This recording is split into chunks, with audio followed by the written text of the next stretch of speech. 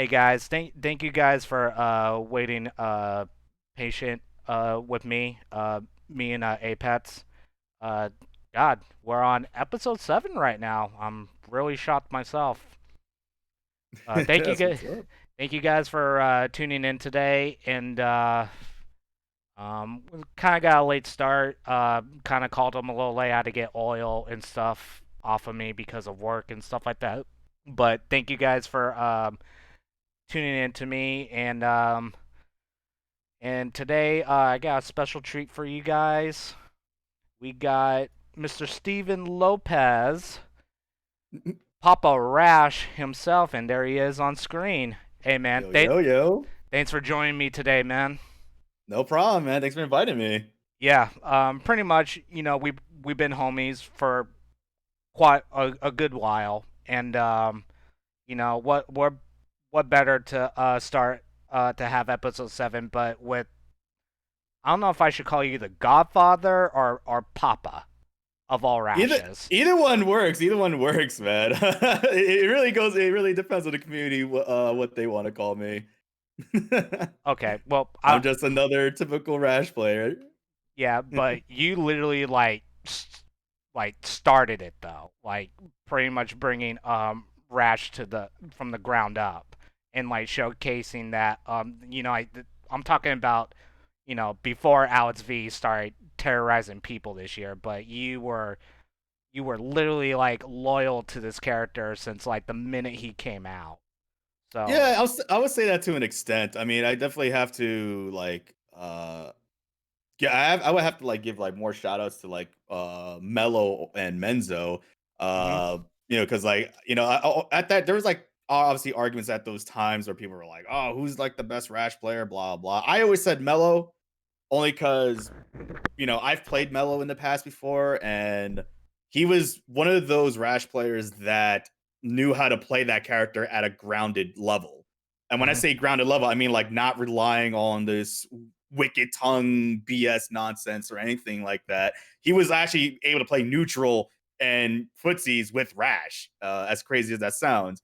Mhm. Um, but then Menzo came along and Menzo showcased what Rash can do on a like that nutty level. So Mello Yeah. was the best grounded Rash, neutral wise and everything. Menzo was one of the better crazy Rash players, like who just relied on this nutty playstyle and unpredictable playstyle. So when I came along, I essentially combined those two together in a sense, like Mhm. because I showed like, oh yeah, Rash has really good buttons. All these new buttons that he has are really good normals. But also if you combine that with all the nutty gameplay, he just becomes this monster of a character.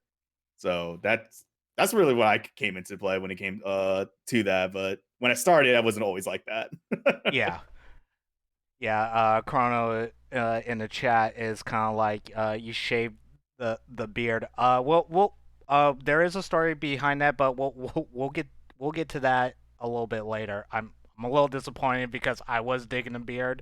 I mean, I have a beard myself, but we'll get to that in a minute. So let's start with back in 2013, the day that KI was launching, or pretty much let's say like during like the midsummer when E3 was happening and then KI was officially announced. Were you a fighting game player before Killer Instinct started? If you I were, was, yeah, I actually was. what Surprise. what fighting game were you playing like competitively at that time?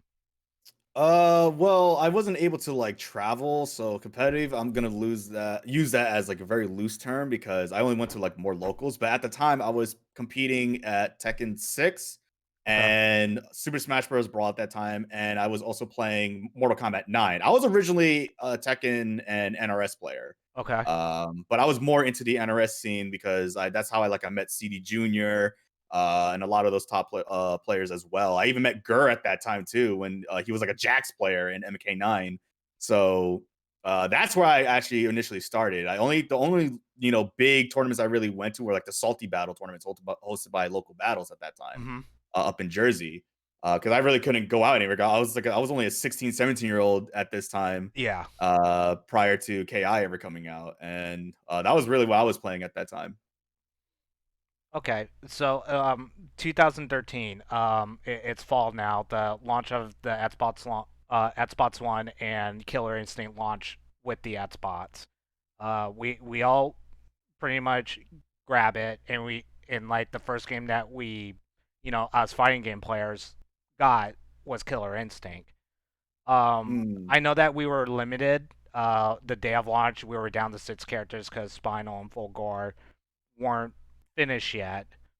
Well, yeah. technically, we had 7, but if you want to count Shadow Jago, I mean, by all means, he was just another Jago skin. He was just yeah, he was just a skip for Jago. There was Yeah, nothing, no difference between them. pretty much.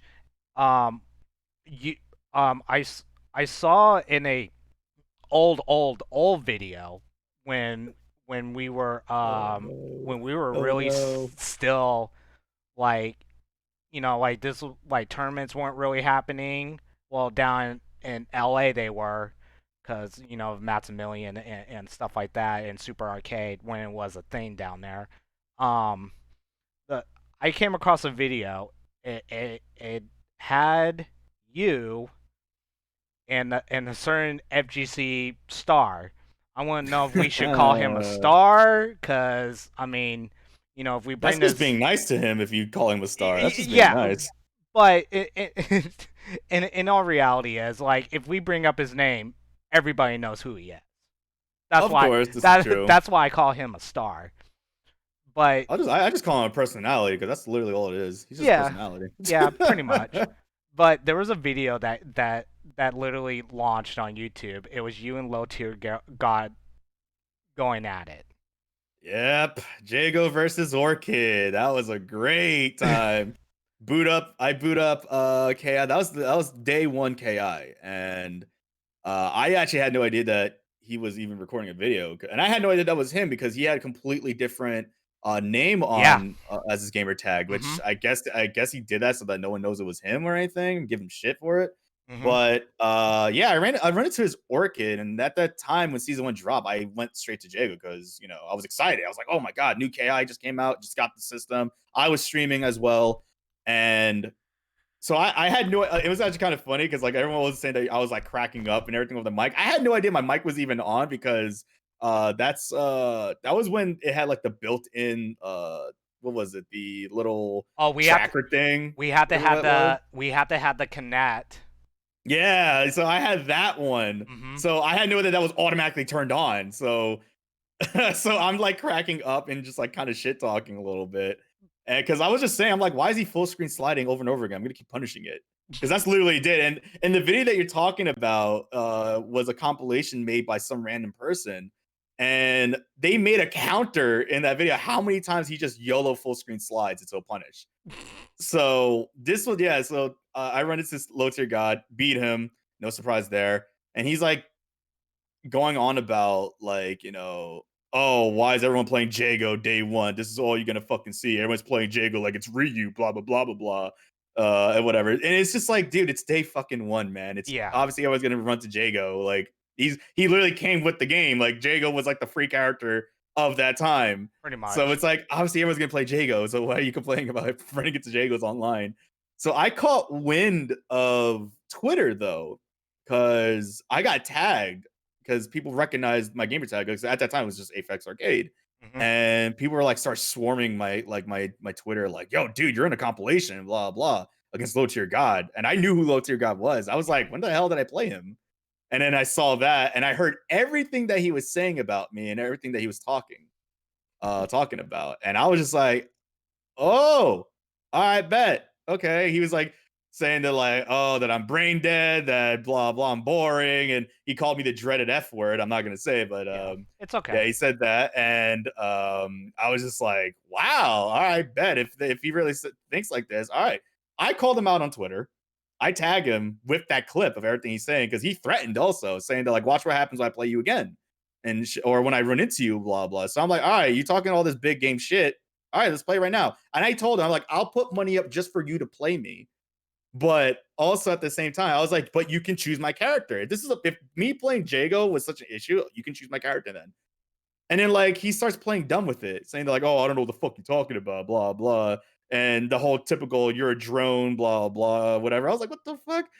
and then he blocks me. I was like, oh, okay, funny. That's great. So, yeah, that technically kind of got my start in KI because I didn't compete in KI until like late season 2, just beginning of season 3. But at that time, that's when I was talking with Base, because Base was playing like Ultra Street Fighter 4, and then he moved to KI, and so I kept talking to him every now and then, and then I haven't competed in many years at that time because when I was like 19, I stopped competing because like college was starting to happen. I had a full time job. I really couldn't do anything. Mhm. I had no time to go out or even want to travel. So a couple years passed, and then KI dropped. Season 3 is about to happen, and I kept talking about it with him, and Base just kind of like put his foot down. It was like, bro, like you need to stop talking about it and actually just try it out. So he told me CEO is coming up. I think this was CEO 2016, I believe. So that was like the first time I ever flew out to go compete at a major, and he just goes, "Try it out, see how you feel, and then come back to me about it."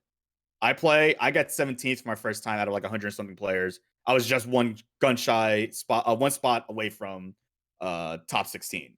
So Nice. I was like, "Oh shit, I was like, cool, all right." Like I didn't expect it, but like, he pulls me to the side during the tournament. And he was like, so how do you feel? And I told him like, yo, I freaking missed this. Like, but it was kind of funny because that CEO is when people realized I was the same guy from the low tier god video. So I was like, oh great, this is what I'm gonna be known for in the community. Are you kidding me? This is what's jump starting the KI thing for me, that I'm the guy from the low tier god video. Like, Jesus Christ. But yeah, that's really what started the whole KI thing. Yeah, unfortunately, it was the low tier God video, but it was, if it wasn't for base, I wouldn't honestly be competing. Because I did start competing, take it a lot more serious. There were small locals, and that's how I met Charbok and Nikki, which was Mhm. at the time when I lived in Long Island. There was something called the Monster Island tournaments, and that's how I met Nikki and Charbok.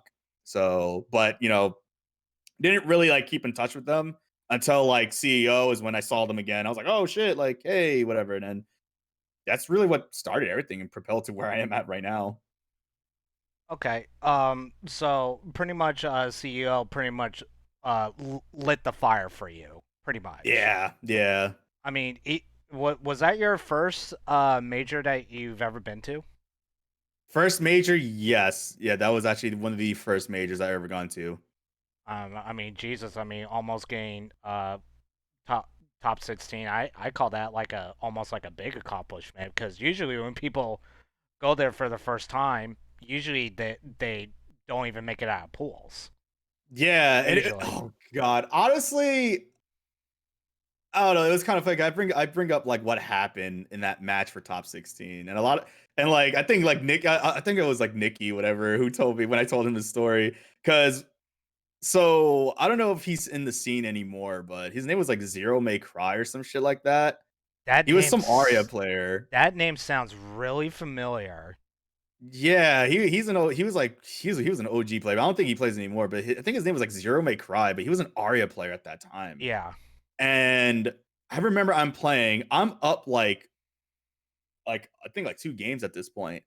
Um, and I remember he like starts complaining about sound and audio issues. So I have like, they had Astros on there. So I'm like, oh, okay. I'm like, all right. I'm like, all right. So then he tells me, do you think we can switch headsets? Because, I'm hearing like, like this one's kind of bothering me. So I'm like, yeah, sure, whatever. I'll be nice.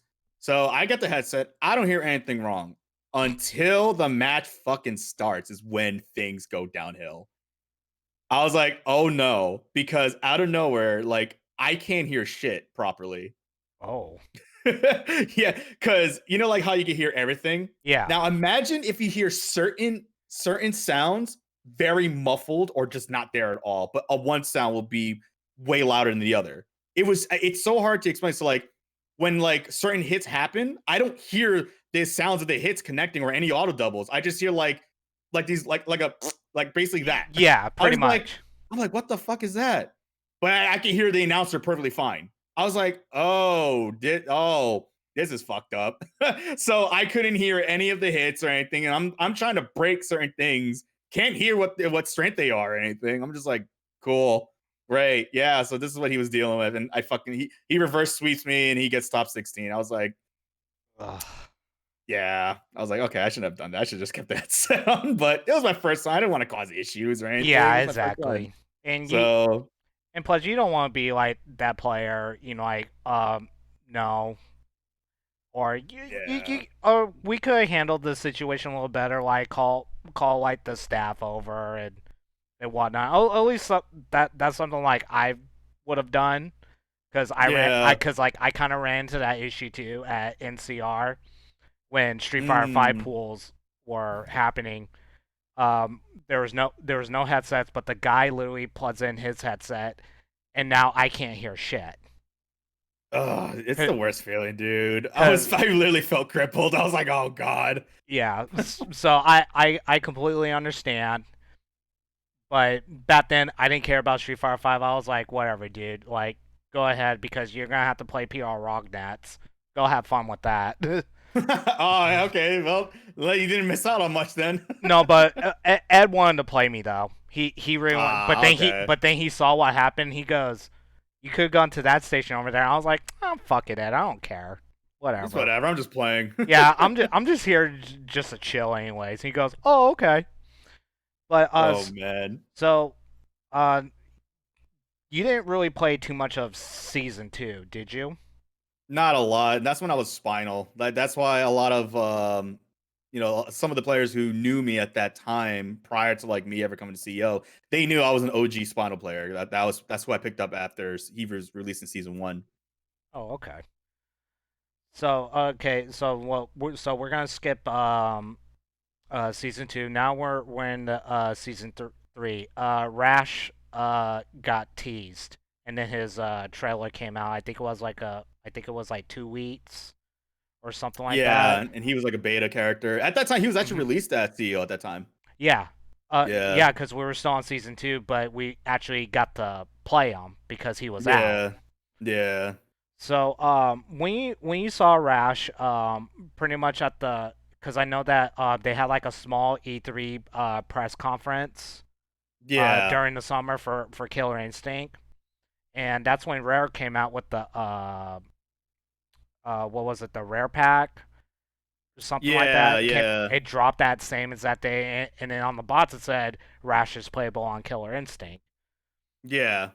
So and then we're like, he's playable now, but then again, he wasn't really finished. We only can do like certain moves with them, but Yeah, he didn't have the big bad boot. He only had Ram, I think it was. I yeah, think that was the only like special move he had. yeah. He had Wrecking Ball too, but it Oh wasn't. yeah, yeah, he did have Wrecking Ball. 'Cause that was literally what carried me in that tournament. I literally full screen Wrecking Ball, nobody blocked. Yeah. So pretty much when he came out and was that the character you said I'm just gonna start wrecking people with this character?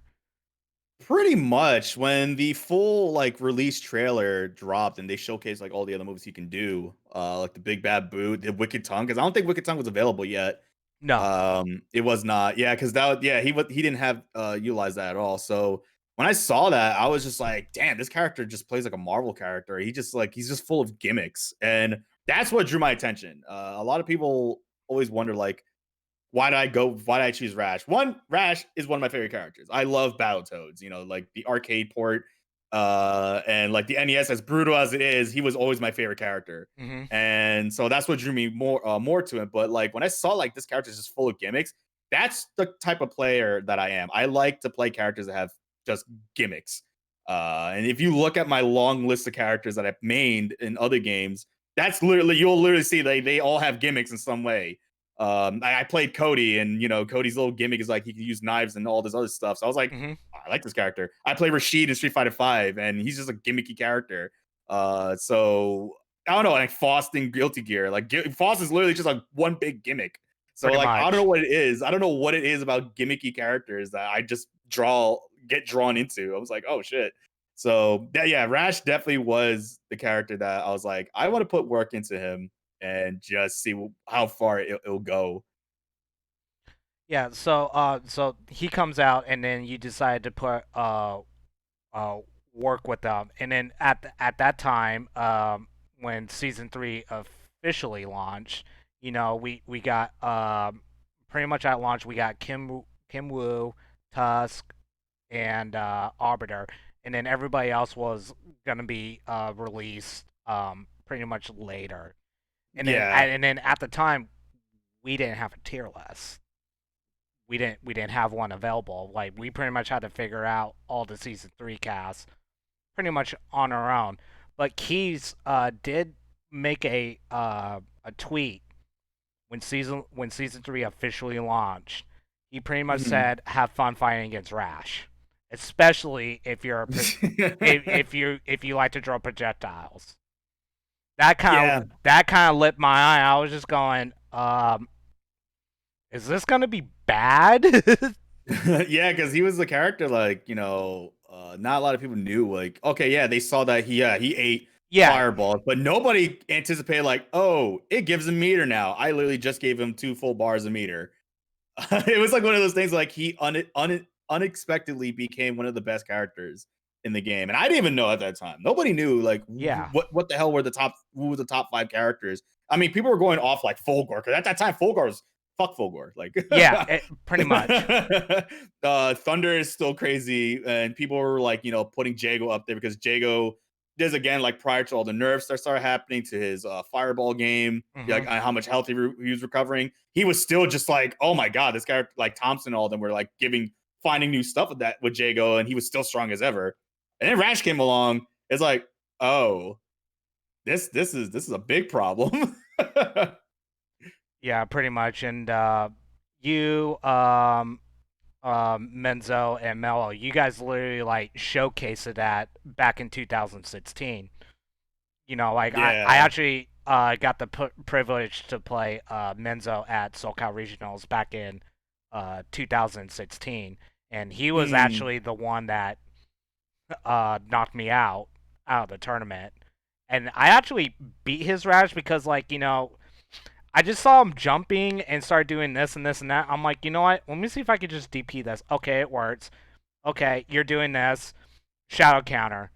He was getting really, really frustrated because I was like baiting out all of his gimmicks. And then Yeah, I mean, that's like that's really all it was. you can stop it, but now it's kind of like, we're gonna get to that player in a minute. Um, but later on down the road, like everybody is just starting figuring stuff out. And then he had a bug in the game, which you're guilty of doing this too. I think you've done it once. He had a If it's the one that I'm thinking about, then yes. yeah, because it happened to me. Pretty much Rash on block if they're in danger and they're blocking his shadow horns. You can input ultra and it's like a clean victory on block. Yeah, that was one of the bigger things. I only did that online because I never wanted to do it in a tournament scene, because I thought Yeah, that was just kind of cheap. Like, that's a really, like, I didn't earn that win at all. Like, oh, you blocked and you were right, but I'm punishing you for blocking. Like, really? Like, I never wanted to do that. It was actually funny because I never knew about it until Menzo, like, texted me and was like, "Yo, bro, like, hop online real quick. I just found something." I was like, "Oh, all right." So then when I saw that, I was like, "The fuck is this?" I'm like, "Why does this character have this bug?" And then there was also the one that I showed in tournament was against Fireliger at CEO. I think it was 2017, 17 or 18. Because that was the first top 8 CEO that I ever made, like, at a major. okay. And what I the yeah, so Rash had the ultra bug, and then there was another bug that came out after they patched it, which was the auto double glitch. For some reason, his light auto double left him like plus 11 or plus 12 on hit. So he was able to manual off of it. Oh So, Jesus. like, you could do standing light, and then if you time it, because of how much of advantage he had on the hit. Oh, he was plus 18. There you go. He was plus 18 on hit off a light auto double. And because of that, you were able to link anything. You link a standing light jab manual, or medium, or heavy, or go into a manual boot. It was the dumbest thing ever. And I did it to Fireliger. And the reason why that became such a dangerous bug is because one, I mean, you can counter break it, Hmm. but if you go for the counter break, I'm going to. Combo breaker. I'm going to go for a counter breaker because you're falling for the bait, but no one Yeah, wanted to fall for it. So I just willy nilly just kept doing it because nobody wanted to try to break it because it was just a free bait at that point. yeah, and So it, that's what I showcased, and it was just funny because who was commentating our match was Storm and one of the devs. I think Del React. I think that's his name. I think so. Uh, they were on commentary. So the developer of KI had to watch me basically showcase this thing live on stream, and he's commentating as it's happening. And Storm was just like, and Aphex abusing the auto double glitch that Rash has, and it just gets awkwardly quiet for like a minute or two. And he finally healed Del React, just going, it's a feature. So like that, I didn't even know that he was commentating. I was just like, oh shit, well, that well, was there, awkward. well, there goes my free setup right there. Yeah, and that got patched.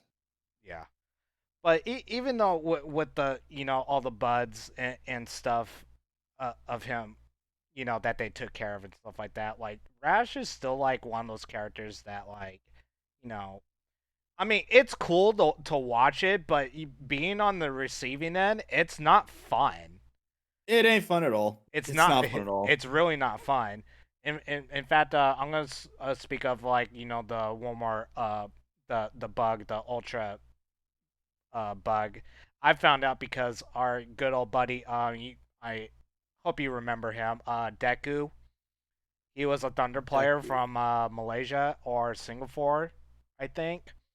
He got Oh yeah, I remember he Deku. I think he was at that CEO that I was at before. Yeah, he got the receiving end of it, and his reaction was literally like the best because he didn't know what was going on. And Oh honestly, my that gosh. video got so many views because it was just like it wasn't because of the ultra bug because like at the time we all kind of knew it, but it's just his reaction, him finding out was like the funniest thing ever. And I mean, like, I'm sorry for cussing on stream, but it's my stream. I get to do whatever I want, and that goes for you too because this is my show. He was like, "What? What the fuck?" His reaction was literally the best, and I think it's like, Yeah, oh, go ahead. it's just so dumb, like how that all came to be. But it honestly had to be patched because I think I showed it to when he was on the team. Oh my god, what was his name? T Swag. There you go. Yeah, T Swag. Yeah. Yeah, I showed it to T Swag, and he was just like, "Can you show me that one more time?" Like it was that combo breaker I showed him. Then this is when me had a couple of drinks, and he saw this shit, and he just goes, "Dude, what the fuck was that?" I was like, I'm like, "This is why I'm doing it because this shit needs to be patched. It's ridiculous." And freaking, he just takes out his iPhone and he just pulls out the Notepad app, and he's like, "What? What? How does that happen?" I'm like, "It happens off the standing light jab auto double for some reason." And he just takes notes of that. I'm like, "That's not the only bug. Also, he has the ultra bug. You need to get rid of that too." I showed him that. He's like, "Jesus Christ, man!" And he's like, "All right." He took note of this, and then eventually it all got patched out. Yeah. So it was just something that like yeah, we made videos on it, but it was like, dude, we need this shit patched because this is not tournament legal that this shit should be happening, and Yeah. people are gonna get too used to trying to do this. Yeah, pretty much. I mean, like a lot of people are kind of guilty of, if at the time if you were playing Rash, you have at least done it once, just for I do it all shit. the time on ranked. Yeah, I mean, hey, do what you have to do to get that W. Okay, it's online. It's gonna happen. So pretty much, after all that's being said done, you're on a sponsorship Yeah. currently right now with the UYU. Hmm. When did that signing officially start for you, and how did they approach you for that? Or should I say this? Did they approach you, or did you approach them? They approached me. So at the time, I was going through some personal matters at the time, and this was Hmm. when I was at NEC. Um, Well, prior to NEC, so I was having an issue that that my godmom at the time she was battling cancer and wasn't looking good, obviously, and so I was going to be leaving Syndicate Esports at that time Yep. because I was like I'm going through a lot, and I was in talks with Aziza for Dynamic Focus. And I was gonna be joining that, but then like, yeah, I got blindsided by whatever was going on with my family. So I was like, you know what? I hit her up. She understood. I was like, hey, I'm not gonna be looking into teams right now because I need to get this sorted out first, and I'm gonna need time because this is like a serious thing. So she understood completely. The peeps over at Syndicate understood also because that's a really heavy thing. Um, so fast forward a little bit, I go to NEC, and that was like right before NEC was about to happen. My buddy Drew, who we were both managers at the time, prior to UAU, we were both managers on Circa. Hmm. That's how I met him, and I was the stream manager for Circa. He was the FGC manager for Circa, and he ends up getting picked up by UIU, and then he DMs me uh, saying, "Am I still interested in joining?" Because I did reach out to them at one point, but like at that time they weren't looking for anybody, so I'm like, okay, no problem. But then Drew, like Hunter hits me up out of nowhere and was like, "Hey, are you still interested by any chance?" And I told him, yeah. I was like, yeah, sure. Because at that time, like, yeah, I gave it some time to like, and I was like, I can't let this thing like beat me down and stop me from making decisions. And it was something that I did talk to like my godmom before she passed. And she was like she was like, hey, don't let this be an issue for you and don't let this weigh you down. Uh, so I was just I had that in mind, and so like when they reached out to me, I was like, yeah, I'm still interested. Hunter and all like sent me like this care package also of like all their gear, like the hoodies, shirts, and hats. And again, this was again when I was leaving Syndicate Esports, so I was already done. So NEC was going to be my final tournament for them. Hmm. I get third place, and the thing that I do on stream, I beat Nikki. The Talos puts me to third, beats me on stream, and after he beats me, I take off my jersey and there's a UIU hoodie right underneath my jersey. So I officially signed with them in March of that year. So I've been with Nice. them for 2 years as a content creator and streamer. Okay. Pretty much.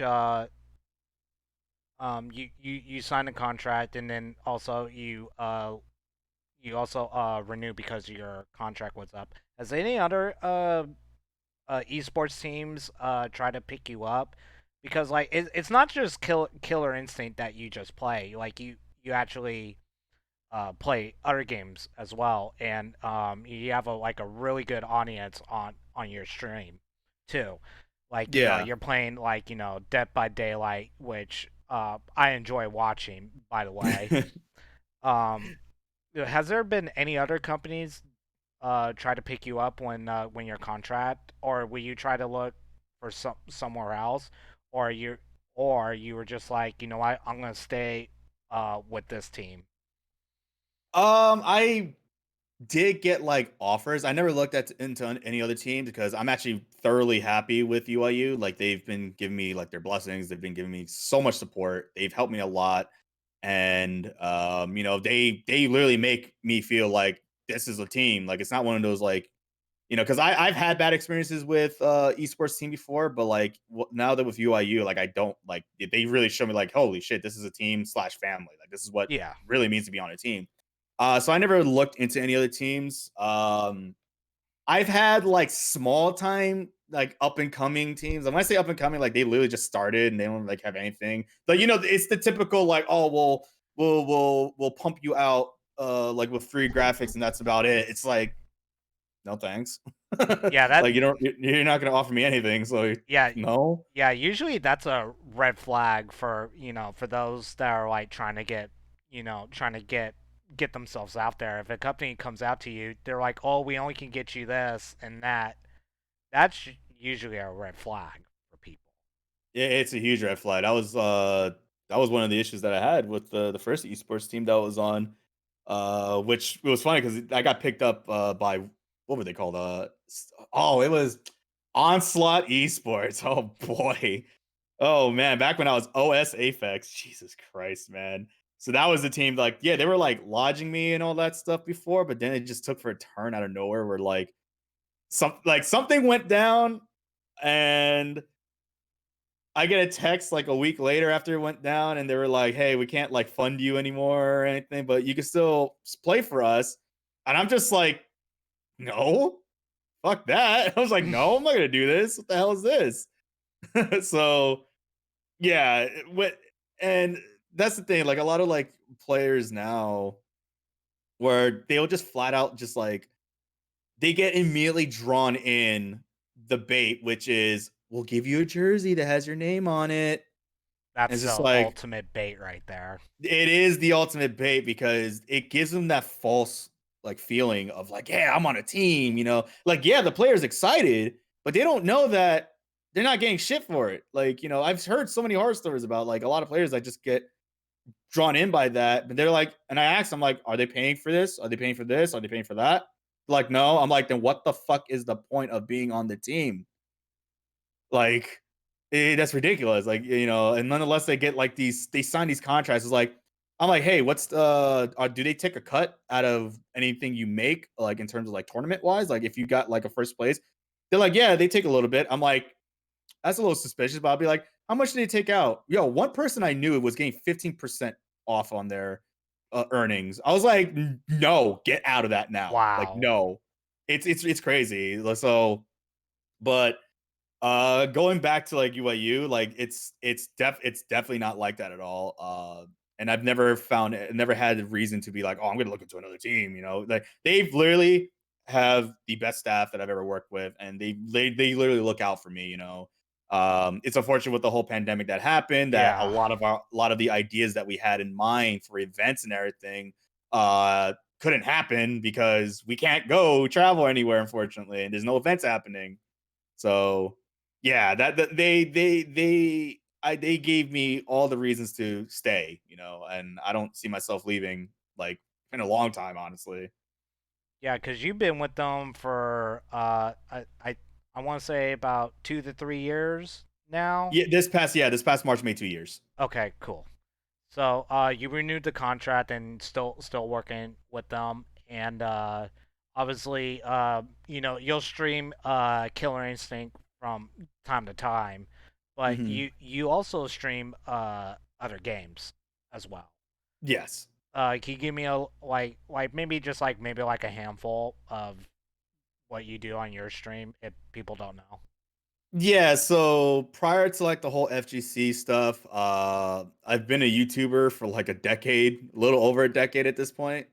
So I started out with like obviously like Minecraft and all that jazz. And the other games I usually play are like Dead by Daylight. I play a lot of Among Us. There's Project Winter. I actually just became a partner with the devs of Project Winter. So there's yeah, you know, I play a lot of games honestly because that's really like my main forte. Um, at this point because that's how I initially started. But like what bloomed that was when I was playing like MVC3 and that kind of like blew up. But, yeah, no, that's really what it is. I pertain to more of the variety streamer now, but, like, I'm still heavy, like, into, like, you know, KI, but aside from KI, there's, like, Tekken 7, and Mortal Kombat 11 that I play from time to time. Yeah, and honestly, like that's why I really like about your stream, because like you have different variations, and then also you and your girlfriend do some fun stuff on stream. Like you guys like do like challenges. Like I remember you guys were doing like a hair wax challenge. Oh, yeah, Fells for Charity. Yeah. Yeah, that was actually really nice to do. It was for, I'm trying to remember what charity it was. I think it was for St. Jude's. No, it was for a mental health organization. I'm trying to remember. I completely forgot the name of the company, but oh yeah, that was for a charity event. because mental health is a very important thing for me to help people out, who suffer from the issues like that, and and doing mental health awareness is a big thing. So we decided to do like these ideas where it's like, all right, if we hit certain goals, I'll do like, all right, I'll cosplay Legion from Dead by Daylight, which I did, and I was sweating up a storm underneath that cosplay because it was in the summer. I did that, and yeah, and then there was the waxing where they waxed my leg, and every like additional $100 I keep going through accumulated, I would keep waxing up another piece of my leg off. I was like, oh Jesus Christ! So that was fun. Yeah, we like to do little fun things like that where it gets the community involved and they get to choose what can happen. So that's always been like a main thing for me as well, is to get my community involved in some way so they have their voice in, you know what I mean? They have a say in some things. Yeah. I mean, like that's good. I mean, like your stream is just not, just fighting games. Like you guys actually do other stuff, and Hmm. you guys act, and especially like on your channel, like you get like pretty much like different viewers like every single time. And I am gonna say this, just keep doing what you're doing, bro, and hopefully that really works out for you. Thank you, man. I appreciate that a Yeah. lot. It's crazy, like where this whole thing like even got me at this point. Um, I never expected it to blow up in a sense of where I'm at right now. Just being just this content creator. Like with KI, I never expected to get this far in KI. Like yeah, I've won a couple of onlines or anything. I have made placements in like big tournaments and everything. I just never thought that I'll be at this point where you're like, oh yeah, you're my favorite player, or like, oh, like having people reach out to me to get help from. I'm like, what? I'm like, you know who I am? Like, it's weird, it's weird to think that, like, not even just like a KI sense of like just in general content creation. Cause like I go to conventions and people like point me out. I'm like, how the fuck do you know who I am? I'm like, oh yeah, yeah, yeah, because videos, yeah, yeah, that. I was like, it's still new to me and I'm still not used to it, as weird as that sounds. But it's honestly a blessing to be able to do this full time, um, and just meeting all the amazing people I met throughout all of it all. I've met a lot of great players who became like close friends of mine, and and even just through like conventions, also with Chilled and Z, like a couple other people that I've recorded with on YouTube. I never expected to be meeting these big time YouTubers who became my close friends as well. So it's so new to me to just like to think about that. Like, oh my god, like I'm a figure within this industry. It's weird to say that. Well, luckily you get that. You know what I have to deal with when people meet me? I mean, Uh, I already kind of told you what I deal with, and I still get it still to this day. yeah, the disrespect from peeps. I've bumped heads with people with players before in the day. Well, besides that, like I'm literally like starting to get it, like literally starting to get it. But the Mm. thing that I still deal with this day. Hey, bro, can you hook me up with the code? Bro, do I even know you? Jesus. Like, Hook me up with the code, man. do you go to tournaments? Like, I've never seen you. Like, even though like I don't go to like the East Coast tournaments and stuff like that, where that's where KI is, like the bid tournaments are at. And then of Mm. course I do want to go to Combo Breaker, but there's like an event that I sign a contract to, and it always happens when Combo Breaker is happening. I'm going, I fucking hate you. But I just can't opt out of it because my contract is not up yet. I can't just be like, oh, bye guys, I'm going to Combo Breaker later. You know? That sucks. Yeah, it sucks. Like honestly, like if I opted out of my contract, like if it expired, I would not renew it and be like, all right guys, peace. I'm going to Combo Breaker from now on. Yeah, yeah. Just to go chill with everybody. There's actually like a Pacific match that I kind of want to look at. It was we kind of like talked about it, but if people kind of like don't remember, we're actually gonna look at bits and pieces, or we can look at the whole thing. It Oh doesn't matter. boy. It What does. It. matches? What match is this? Oh, you about to find out, bro. Oh You no. you about to find out.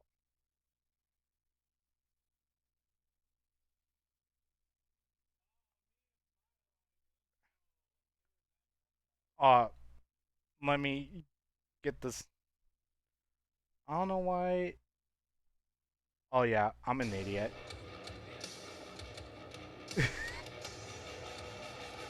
I have to get the entrances in. I have to do it.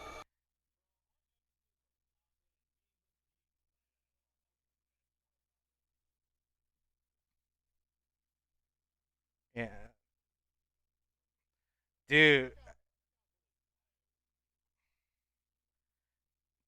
I I'll, dude, and he's got.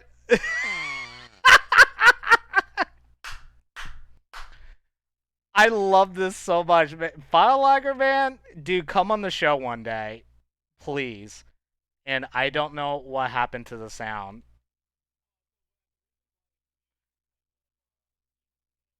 Oh, okay, okay, okay.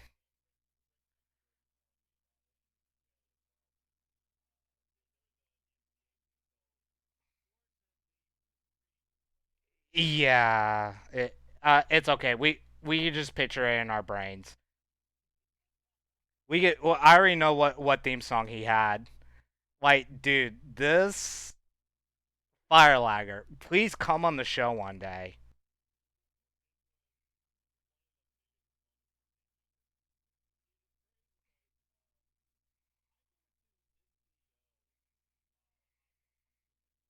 Yeah.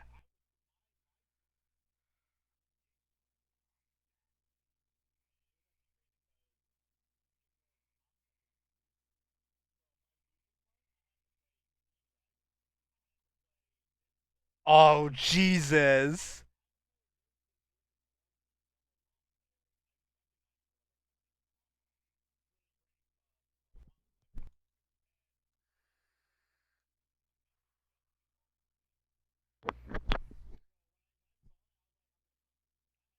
And his opponent.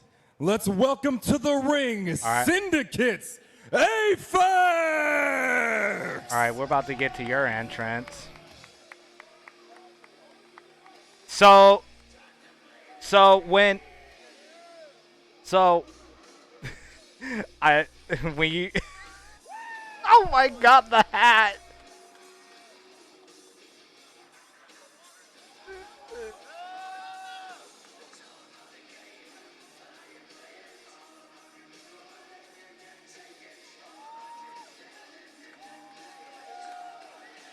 Yeah, you always had a face mask on you.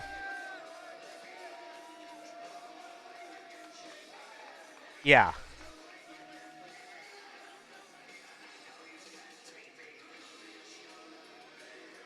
Okay. Okay.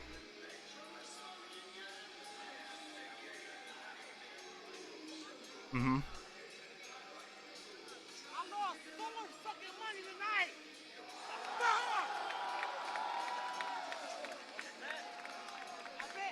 Uh, uh, uh, dude, you did good. That's part. That's way better than what because he tried to do the Triple H, but then when you did it, I was like, okay, he topped it.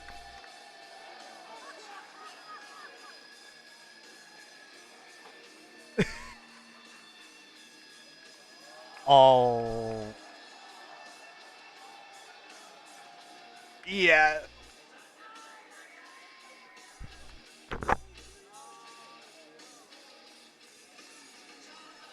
Did you see that stare down? I saw Did you that see stare down. It wasn't just a stare down. There were some words exchanged up there. Liger saying, I think that you're free, and Aphex telling him that you're a fraud. I thought you retired 3 months ago. Ooh. And he had like a big emotional speech about it, actually. It was quite touching. And here he is in top 8 at another CEO, File Liger, for you know, anyone who, if you've been keeping up with KI, you know who FireLiger is. If you haven't been, you are about to see a Raptor in a fighting game that spits fire. Can we talk Yeah, about those intros real quick? They were pretty cool, I think. I don't know. They were pretty solid. I Yeah. mean, I like the let me ask you this Aphex, before on the rope with the the match water. starts. Yeah, we got the little chilling Triple H that. action. Yeah, I like What it. was that feeling like when I like how you were going through the curtain and stuff like that? Because you know this is like the closest thing that we're gonna get to as like wrestling, but for video games.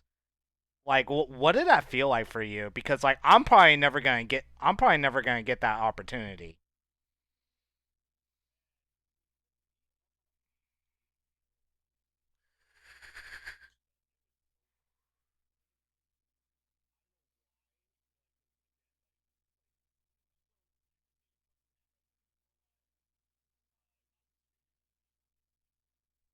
Yeah.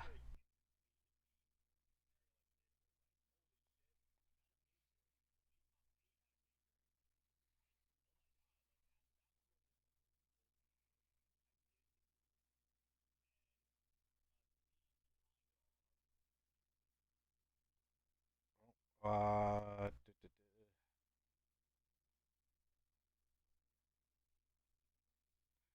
I know the problem. Sorry, guys. All right, go ahead and talk.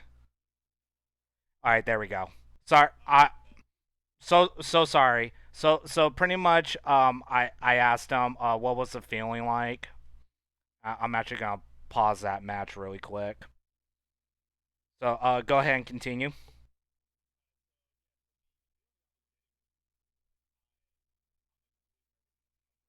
Because it was just one of those things that I didn't believe it was actually happening. I didn't expect to win against a Menti, nor did I expect to make a top 8. Like, and no one, like people that were there knew what happened, but like when as soon as I got the game winning kill on a Menti, I literally got up and I fucking cried because I was like, oh my god, like it happened. My first major top 8, it finally happened.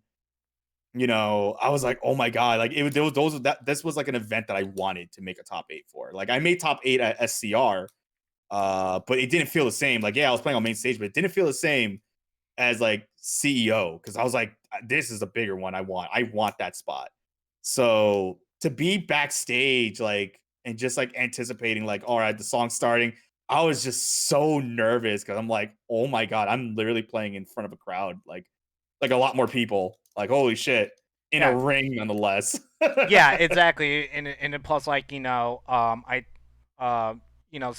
is like literally like one of the biggest tournaments of that year because Combo Breaker already passed, and like that's a big tournament itself. But then Yeah. it just like it's leading up to Evo, usually. Um, Yeah. It was but just insane, dude. Because like it was just one of those things. Like as cliche as it sounds, it was one of those things where like, I dreaming? yeah, I mean, hopefully, maybe one day I might get there, but I'm gonna be like, no. I actually want to be a audience and like literally like enjoy everything. Let's go ahead and go to the match really quick. So this is you and Fireliger. Using a lot more of those kinds of tools, and Oh man, I think one of my that's favorite probably matches. the reason why how- we're seeing him here in this top 8. But don't In- get in it your twisted. mind, FireLiger pretty 'cause darn honestly, good, and he was running. I'd never trains seen on this just match about until you everyone guys that we fought. saw today. How This did is you going to feel be a about very, the very Rip Tour interesting match? with a dinosaur I fighting a honestly, I'm psychedelic comfortable with it. giant toad. Like it's a Only dead in even Killer matchup. Instinct. Honestly, Killer Instinct, folks. it just All really right, comes here we down to go. whoever has the momentum Game first. one. So like that's why I always try to keep my there's the game first plan big at. beefy Just buck all right, thing. let me keep the momentum going. I'm just gonna be in your face and look out for any of those backdashes attempts because a lot of Riptors like the fucking backdash on wake up or like on hard knockdowns and everything. I'm just like, Jesus fucking Christ. I'm like, guys, you guys have other options, right? Like even like on that cross up that would happen with the Wicked Tongue, they just backdash immediately off the block. I'm like, bro, I'm gonna stuff you on my incoming after that. So I'm very comfortable with it, but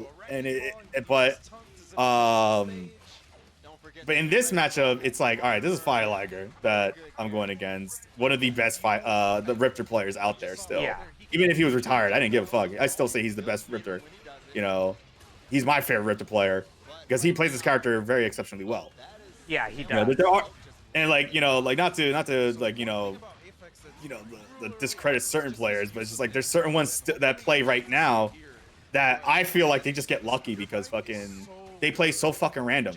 And there are players who say that too. They're like, dude, he's just fucking random, and people just let it happen. And I'm like, yeah, it's true. You know, they literally do. You know what I say, back, you know, wake up, backdashes, they tail flip as instinct, and you just bait it out. But Fire was a completely different story. You know, he's, you know, over here you can clearly see there is the ring rust. Oh god, but the tea bag.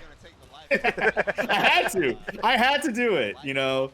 But Firelight is a completely different story because, yeah, here he definitely had like ring rust entirely. You know, he hasn't played KI that long, in an ill minute at that time, so he's just getting his bearings. So I had to keep an eye on that. I was like, all right, before he gets a chance to do that, I need to like beat him before it happens.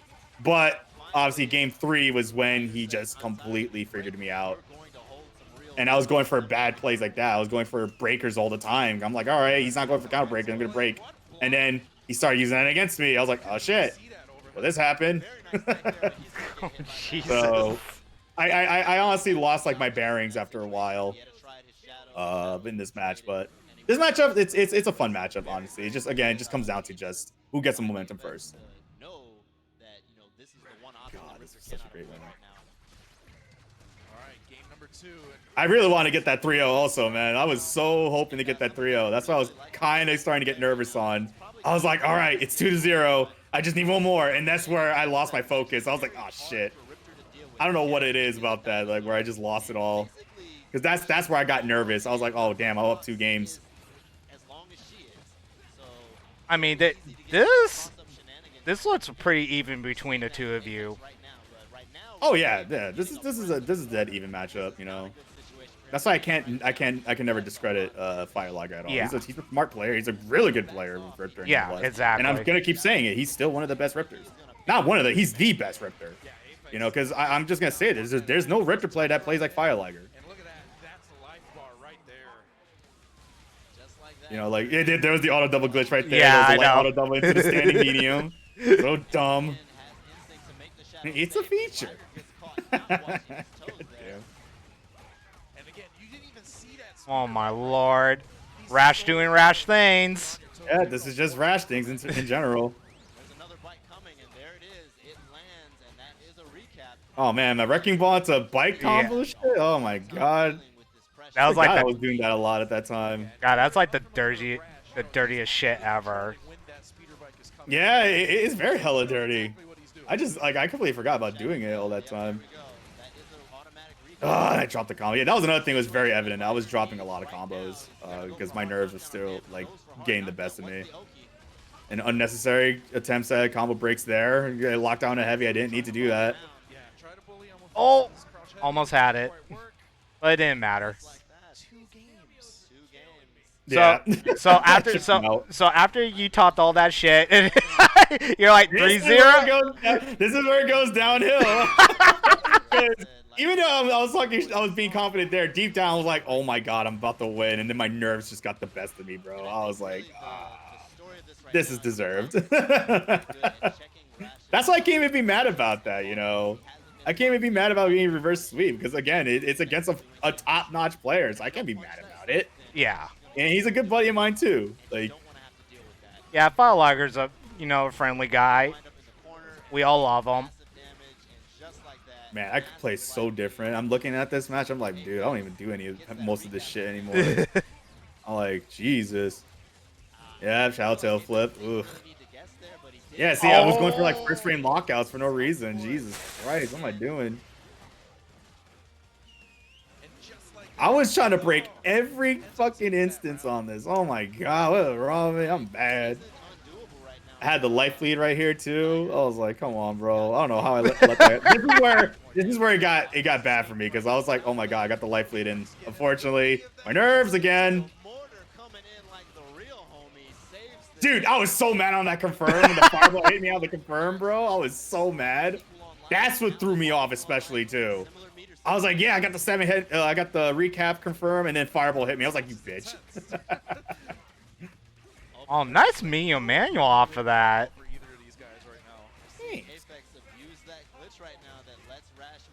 Yeah, he wasn't checking anything. That's one thing I shouldn't like. I kept note on. And there was a standing heavy kick confirm. I didn't go for. Ugh. That was another thing too. I wasn't paying attention to a lot of the confirms I was getting. Oh, I had to do. Oh my god. He was breaking everything. I just wasn't counter breaking either. I didn't feel the need to. I didn't expect this to kill me. I didn't think that this was gonna kill me. Jesus. Rifter damage, bro. 59%. I was like, goddamn. And I like how Fireliger, he's just like glued to the match. He's like, cause like, you know, when you were saying like 3-0 and stuff like that to him when you won the second game, I thought he was literally gonna turn around and say, "Where's the 3-0?" I would have loved for that. Yeah, but I would have mind that at all. Yeah, but he's glued. He's focused. I didn't blame him. And this is where the confidence went downhill for me. Oh, that's a really good break that he did off that. Yeah, and he just started throwing me. I was not teching any of that. I don't know what it was, bro. I was not seeing any of these grabs.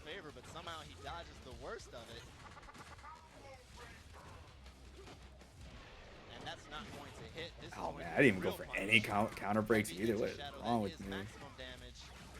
No, there, you did it again. And if you notice, they weren't going for the breaks. No, they weren't. Too dangerous. That was a good instinct pop. He knew I was jumping.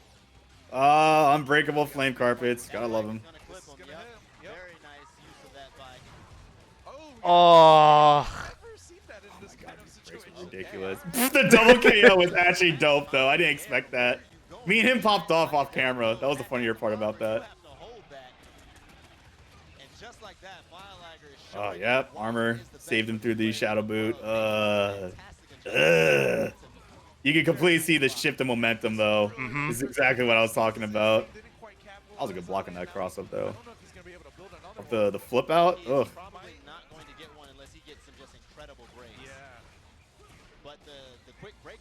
Oh my god, I missed that auto double glitch, man. That auto double glitch is so good. Yeah, I got the overhead confirm, but I didn't freaking go for it. I went for a jump reset instead. And Gnarly Feats told me that. He's like, bro, he's like, you've had so many instances when you could have won, but you kept jumping out of them. I was like, literally jumping out of them. I was like, damn. So what were you thinking when he tied it up 2-2? I was like, fuck. That's literally what was in my mind. I was just like, fuck. I mean, because that's like the worst possible thing that can happen. You're already up 2 games. You just need 1, and he really needs to climb back. He climbed back on you. Oh yeah, he did. He definitely did. I can't, like I said, I can't give him shit for that. Like he adapted. He completely adapted to the playstyle, and he literally nullified everything that I was doing. It was just I wasn't making the adjustments, and that's what that was my downfall. Like, if you could actually admit what your downfall is, then you completely acknowledge as a player, like, what you can improve on. And that was what was my downfall. I did not make the adjustments. You know, I didn't make any of those adjustments. You know, I just kept trying to stick it to the same plan, and I didn't want to make the adjustments, and that's what killed me. I kept going for certain things I didn't need to go for, and you know, he saw through that.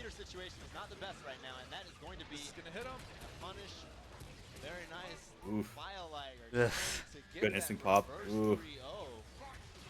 God, man. Again, one of my favorite matches offline. Yeah. Scene. It was one of my favorite matches, man. This is why I picked it. One of my favorites. But I will say it was a close game. Like, this wasn't like, oh, like, you know, like, yeah, this was not free. Final game, you know. Yo, I dead ass ran up, light jabbed him. Oh my god, I'm so dumb. Why do I do shit like that? What is wrong with me? I still do that. I still do run up jab. I just let that shit rock sometimes, bro. I'll be like, what are you doing, man?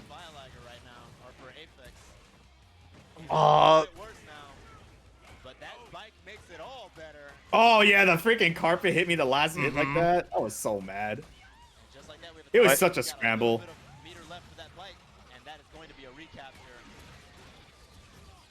We're gonna see a break.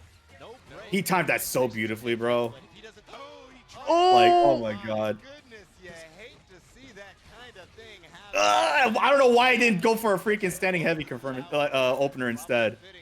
look at File Lagger. Like, Smooth gets so hype. I love it. that's why I can't take that away from him. He earned No. that shit. That was again such a great match, bro. Oh my lord. That was an incredible set, though. Like, let's give I was like, yeah, he deserves to pop off. I was like, damn. awesome set. Both of these guys Yeah. But again, fun fucking match, dude. Yeah, Like, and I know there's like people like there's a couple of buddies who like try to like rag on me about it. Like, oh, getting reverse sweep by fire. I'm like, so he's a good player. I don't give a shit. like you pretty much lost to the best Riptor player in the world, pretty much. Oh, of course, still the best Riptor. I don't care what Yeah. anyone said. Still the best Riptor. Yeah. So, looking back at that, pretty much top 8, really big accomplishment. Wish you could have gone a little bit further, but shit happens. Yeah. We've all done it. I think that year, Thompson took it over Yeah. Latalis. Thompson's my boy and all, Jago player, Jago Army, but I was really rooting for Latalis for that tournament. I was really rooting for him. Yeah, I want Latalis to win that. Yeah, I really wanted him to win that because I was like, man, he worked so hard just to get there. Oh yeah, for sure. Yeah. So He's done a lot of crazy shit with Agnos and the less, man. yeah, exactly. Pretty much one of the best grapple players in the business right now. And then I actually saw that he actually switched. He's been picking Riptor on certain matchups. Yeah, I think I don't know if he just learned Riptor, but I think he played Riptor back then, before he started playing General Rom and Agnos. I'm not too sure. I'm not like people can correct me if I'm wrong, but I feel like he had a Riptor prior. Or was that Omen? I don't remember. I know he was an Omen player too at one point. Yeah, pretty much. There's one thing I kind of want to touch base with you. We have been seeing a lot of players literally using like almost like 2 to 3, almost 5 characters in a tournament sometimes. It's because of the matchups, and Keys couldn't say it the best. All the top KI players are using more than just one character. Yeah, this is true. And I know Alex V has been, ever since COVID's happened, and then we've been doing these online tournaments because of COVID, and we're starting the KI World Cup tour. Pretty much, Alex V has been on the tear. Yep. And what do you think? What was the problem? And we've been looking at Twitter for quite some time, ever since it's been happening. A lot of people were complaining about Rash, but when you played him, a lot of people weren't really complaining. They were just like, "Oh, he just got lucky," like whatever. But all of a sudden, Alex started playing him. Everybody started complaining. I threw in my joke. Who doesn't? I just want to have fun with people. Yeah. Oh, nerf Rash, blah blah blah blah. I was just having fun with it. What's the difference between you and Alex? I already know the answer, but let's just put it on record right here, coming from another Rash player.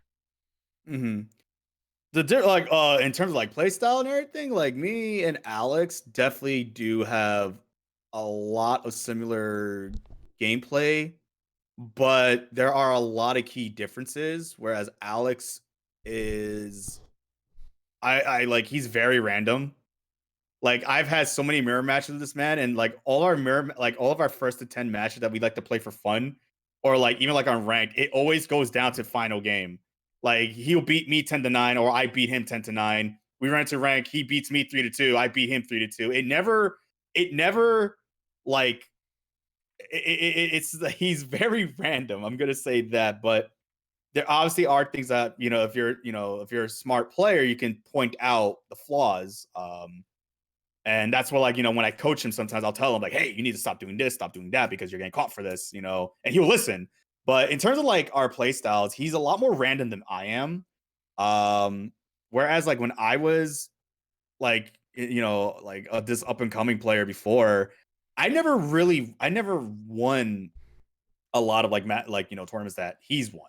I've won onlines before, but for like back Yeah. when like the PCK tournament was a thing, Yeah. or like these other tournaments and everything. But I wasn't like on a tear though, like every fucking time, like winning like consistently. Like whereas Alex has, like, that's the difference between me and Alex. He actually has won stuff Mm-hmm. a lot more than I have, and what I think the problem is, it's just a thing that just comes natural with um other fighting games in general, where it's like, oh, this character is winning so many times. This character's a fucking problem. This happened with Chronicle. Chronicle, great fucking player. He was winning with Arya. People were bitching about Arya. People downplaying Kron before because, oh, he plays Arya. Blah blah blah blah blah.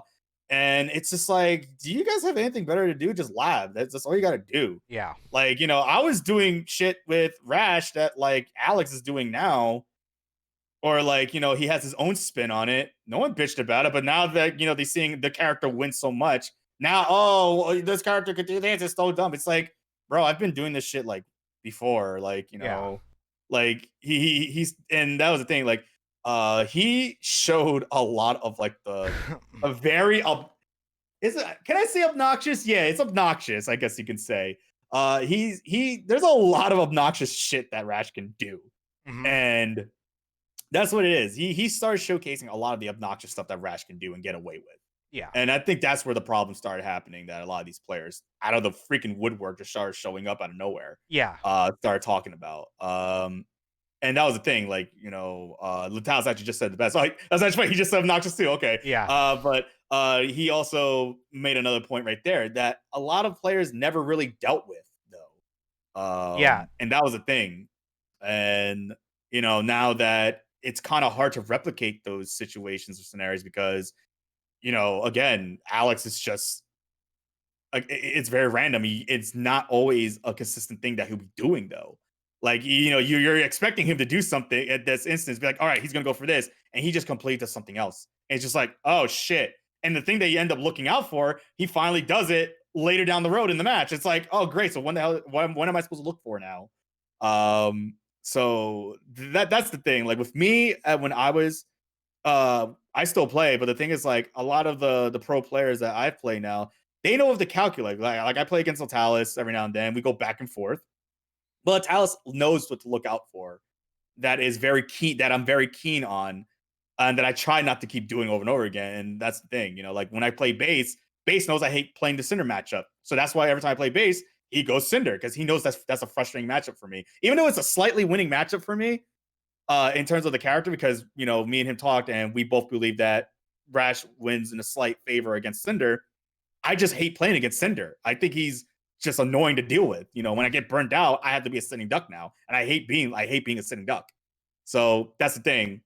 So and that was the thing. Like Alex started doing all this crazy nutty stuff that no one had experience with. Yeah. And that's where the problem persisted. And again, that was like I said, it's a thing that happens with other characters too. Kron was winning with Arya, but he was winning with a lot of obnoxious shit with Arya. A lot of these crazy cancels and all this shit with the assists and all that he was doing. A lot of people didn't know how to deal with it. It's very hard to break, and all that. But then people kept trying to find counterplay with it, and then eventually they started being able to hold their own against him. Yeah. That's what happened with Alex and Rash. Started doing the same thing. People didn't know what to do with it, and that's where the anger and the pitchforks and fire started coming out. And then now we're at a point where like people are starting to figure it out, and we're not at that phase anymore where like, oh, Rash is a problem. Still a problem. Don't get me wrong. He's still a huge problem. There are stuff that I still found to this day that I've showed to the Ultra Tech University peeps, behind the scenes, because it's something that I want them to see. Um, but there's like, but again, it's just like that's where the problem was. The difference between me and Alex is very, very random, but he's a very smart player at the same time when he's being random though. Whereas when I was random, I literally just turn off my brain. 'Cause I'm just like, it's going to hit you, so I don't have nothing to worry about. Yeah. But again, now we're at a day and age where people are going to be smart and they're going to figure out counterplays. Now you got to adjust. Me, I adjusted. I'm very more grounded. I still hold up, and I'm still going to call all you guys out who bitch about it. By the way, all you do is hold up. Yeah, I hold up, but you guys are stupid enough to still fall for it. So I'm gonna keep holding up if you keep letting me hold up. But that's the thing. Like, I'm more grounded, and I have a lot. Like, I utilize a lot of different things that Rash can do to be more optimal. Alex does the same thing. He's not a lot. He's more airborne though, because if you see a lot of stuff, he's like jumping all the time. But a lot of people don't punish that, Yeah. and that's the thing. That's what, like, he's very nutty, but he knows how to make that work. And that's what it is. That's the difference between him and I, is that, like, I like to play a little bit more optimal Rash. Yeah, I got like my crazy nutty juggles. I can play nutty when I want to, Mm-hmm. if I know that it'll give me trouble, but he plays that all the time, but he knows how to make that work. And knows how to get away with it. And that's what makes him very strong though. He knows what he's doing. Whereas, like, I've seen other Rash players who play the character try to replicate what we try to do, and they're nowhere near it because they don't know what to do with the character. They think that they could just keep doing it over and over again, and it's a get out of jail card. No, it's not like that. You actually have to understand the character, where the flaws are. Otherwise, you're gonna get punished all the time, and I've seen that happen. Whereas Alex knows what he's going for, and he knows how to get away with it because he knows that he's safe on these instances. So, but now that's where it at. He's good at being very nutty and this unorthodox player. Me, I'm more of a grounded, try to play, you know, more optimal. But I can play nutty if I want to. Yeah. So, but again, like, I passed the crown to him. Like, that's the thing. I even told him in the DM, I'm like, bro, like, you're doing shit that haven't done, and you're still doing it. So that's why I kept, like, I told him in a DM, I'm like, I already gave the crown to you, bro. Like, you have the crown right now, as the Rash player right now. So that's the thing. Like, he's done stuff that's the difference between me and him. Also, he's accomplished more than I have Yeah. when I was playing. So Well, I mean, you accomplish, more than you think. I gain top eights at tournaments, which, you know, that are really, really hard just to get in top eight in general. I think, like, the closest I ever got to was SoCal Regionals back in 2016. mhm. But unfortunately, Menzo took me out. He didn't do it with Rash. He did it with Glacius. But Yeah. he almost got in the top eight, but I think I forgot who took him out, and then they advanced to top eight. I mean, me and him, we were that close Yeah. from getting out. Fun tournament. Hopefully with COVID being over, hopefully soon, but still not counting on it. But there's something that I do want to go over with you. I've been talking to everybody about it. Um, Pretty much the May calendar for Killer Instinct. I especially with our net code and stuff like that. It seems like it almost seems like every other day there's a tournament. Like, Nikki's got his Ultra Check University, which is a really, really good thing. Mhm. Um, and then look at Wednesday, we have Ultra Fine Atomic weekly. Yeah. It just seems like, and then also we have uh Disciples Spyro's tournament. She does a really good job with hers. She does Yeah. those on Sunday. Yeah, if you guys have a chance, make sure you guys register for that tournament, because that tournament's actually really good. Um, Unfortunately, I work on that day, so I don't have the time for that. Unfortunately, um, then we also have actually starting tomorrow. We got the UK Eurostars, Yeah, a and lot of the European players. yeah, I'm glad that they're gonna get their points and stuff like that because there's actually a lot of good players in the UK, and I'm glad Brandon was able to do theirs.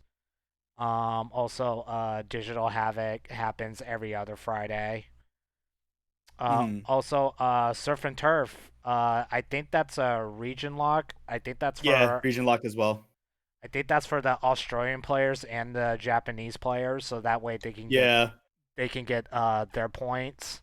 So that's good. I mean, if you guys are up around that time, I recommend you guys watching that tournament. I mean, we have had Japanese players come over to the U.S. and played us. I had the opportunity of playing Agi at Evo first round. Octi, yeah, Octi. So I love Yeah, Octi. yeah, I love him so much. He actually said, you know how to stay on the ground.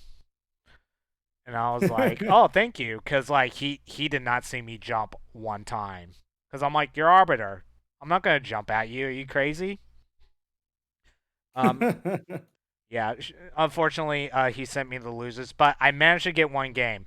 Just give me that one. Just give me that one. And also, we have the rival, which is going to be happening on the 29th. That's your tournament, Yep. and I see that that's going to be with the KI points. Yep. That was something that Brandon reached out to me in terms of making it one of the uh points qualifiers for the tournament. Obviously not automatic qualifier, but you obviously to get, points for. So again, this is, something that when the revival started, it was something that me, my buddy Tech Decker, and my friend Nitrox, when of course the pandemic hit, we wanted to obviously give back to the community in some way. And it was actually one of those talks that I've had with like Devil and Base before, where Devil made a very interesting point, which was um like we're all about to be like in our 30s. We've already played KI for like the past 8 years. We've already done all the stuff we've done with the game. Now why don't we just step aside and host things for the new blood that's coming out now? There's a lot of new players that are all of a sudden showing up. We had like Yeah, Skate Fast. We had freaking, there's like again, there's like other new players that are coming out that are just, like all of a sudden they're like really, really good all of a sudden and they're getting their shine now. We had like Yunte, we had like Pania Head from Japan, like all these new guys. Like Pania Head has only been playing for a few months, and he's like gone toe to toe with my Rash with his Riptor, and he's insanely good yeah. now. I actually watch a couple of his matches, and I'm just going, holy shit.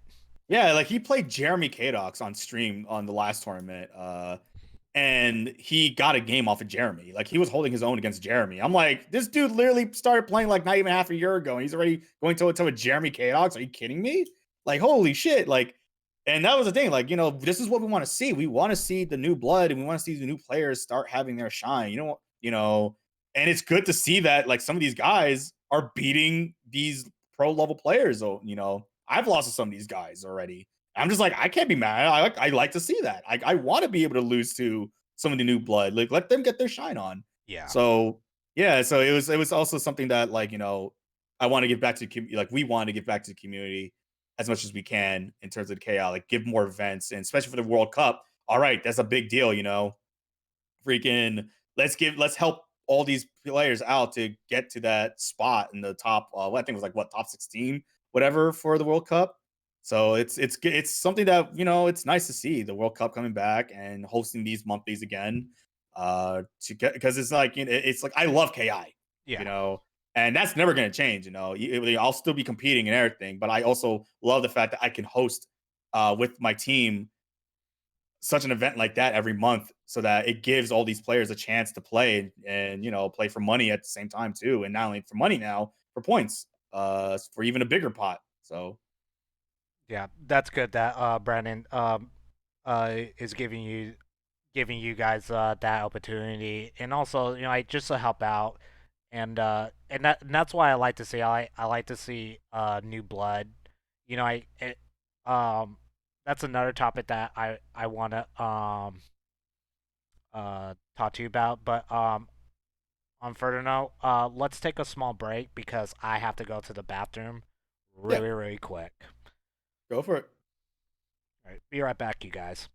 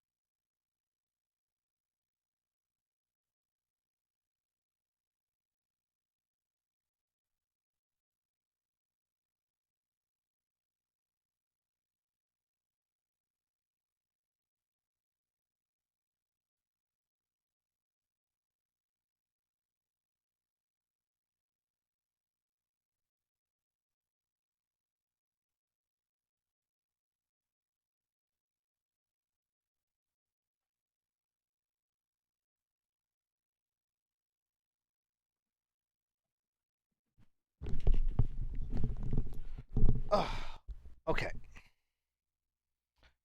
I am so sorry about that, and No worries. we're back. So that's another thing I wanted to talk to you about.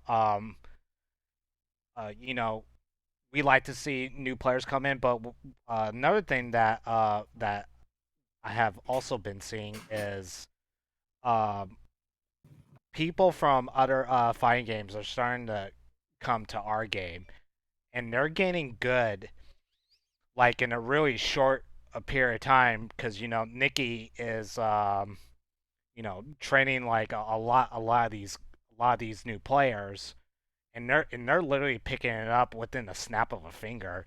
I mean, same thing with, Yeah. and then I know Devil is pretty much doing the same thing with his Patreon and stuff like that, and also Charbark, who's literally doing it for free sometimes Mm-hmm. when he has the time to do it. Yeah. Uh, what what's your take on that? Because I know like Uh, some people have like different opinions. Like to me, I like to see something new. mm-hmm. That's me. Oh, like in terms of like new players coming in. Yeah, like new players coming in and they're actually doing like really well. I love to see it. That's what I want to see. And that's something that people need to also like base the facts on. Like if this is what's going on, like don't shut it down. Like a lot of players are gonna be like, oh, no one's playing our game, blah blah blah blah blah, and then you see all these new players doing it work, and then all of a sudden those same people are getting mad for some reason. It's like this is what you want, right? So I love seeing when a lot of new players are starting to show up, and because don't get me wrong, I got love from my boys who make top eight and everything. I'm just like I just kind of want to see y'all lose to some of these guys. I'm tired of seeing y'all make top eights, bro. Like I want to see some new people make some top eights. Like I'm okay with it. I think it's good because they earned those spots. If they put in the work like that and they're beating these players, they earned it. So why take that away? Yeah. Yeah, pretty much. I keep forgetting that Hisako player's name. Like Granny or something like that. He was pretty much like a he came from Mortal Kombat, and he was Hmm. in the last 3v3 tournament. I think that was Foxy Grandpa. Foxy Grandpa, thank you. Yeah, from the UK. Yeah. Literally coming from Mortal Kombat and then coming to Killer Instinct. And when you look at his account, you a typical online player, you think this guy's a scrub. When Yep. like the minute you look at his account. Hmm. But he was actually doing like Hisako things. And you gotta remember when Hisako first came out, she was like literally like one of the hardest characters to learn. That's the Con Ra. because of her mobility. It was shit. Yeah. But then Foxy literally took it to that level and naturally stood the ground with that character. And to me, that's very interesting that you can just pick up a really, really hard character.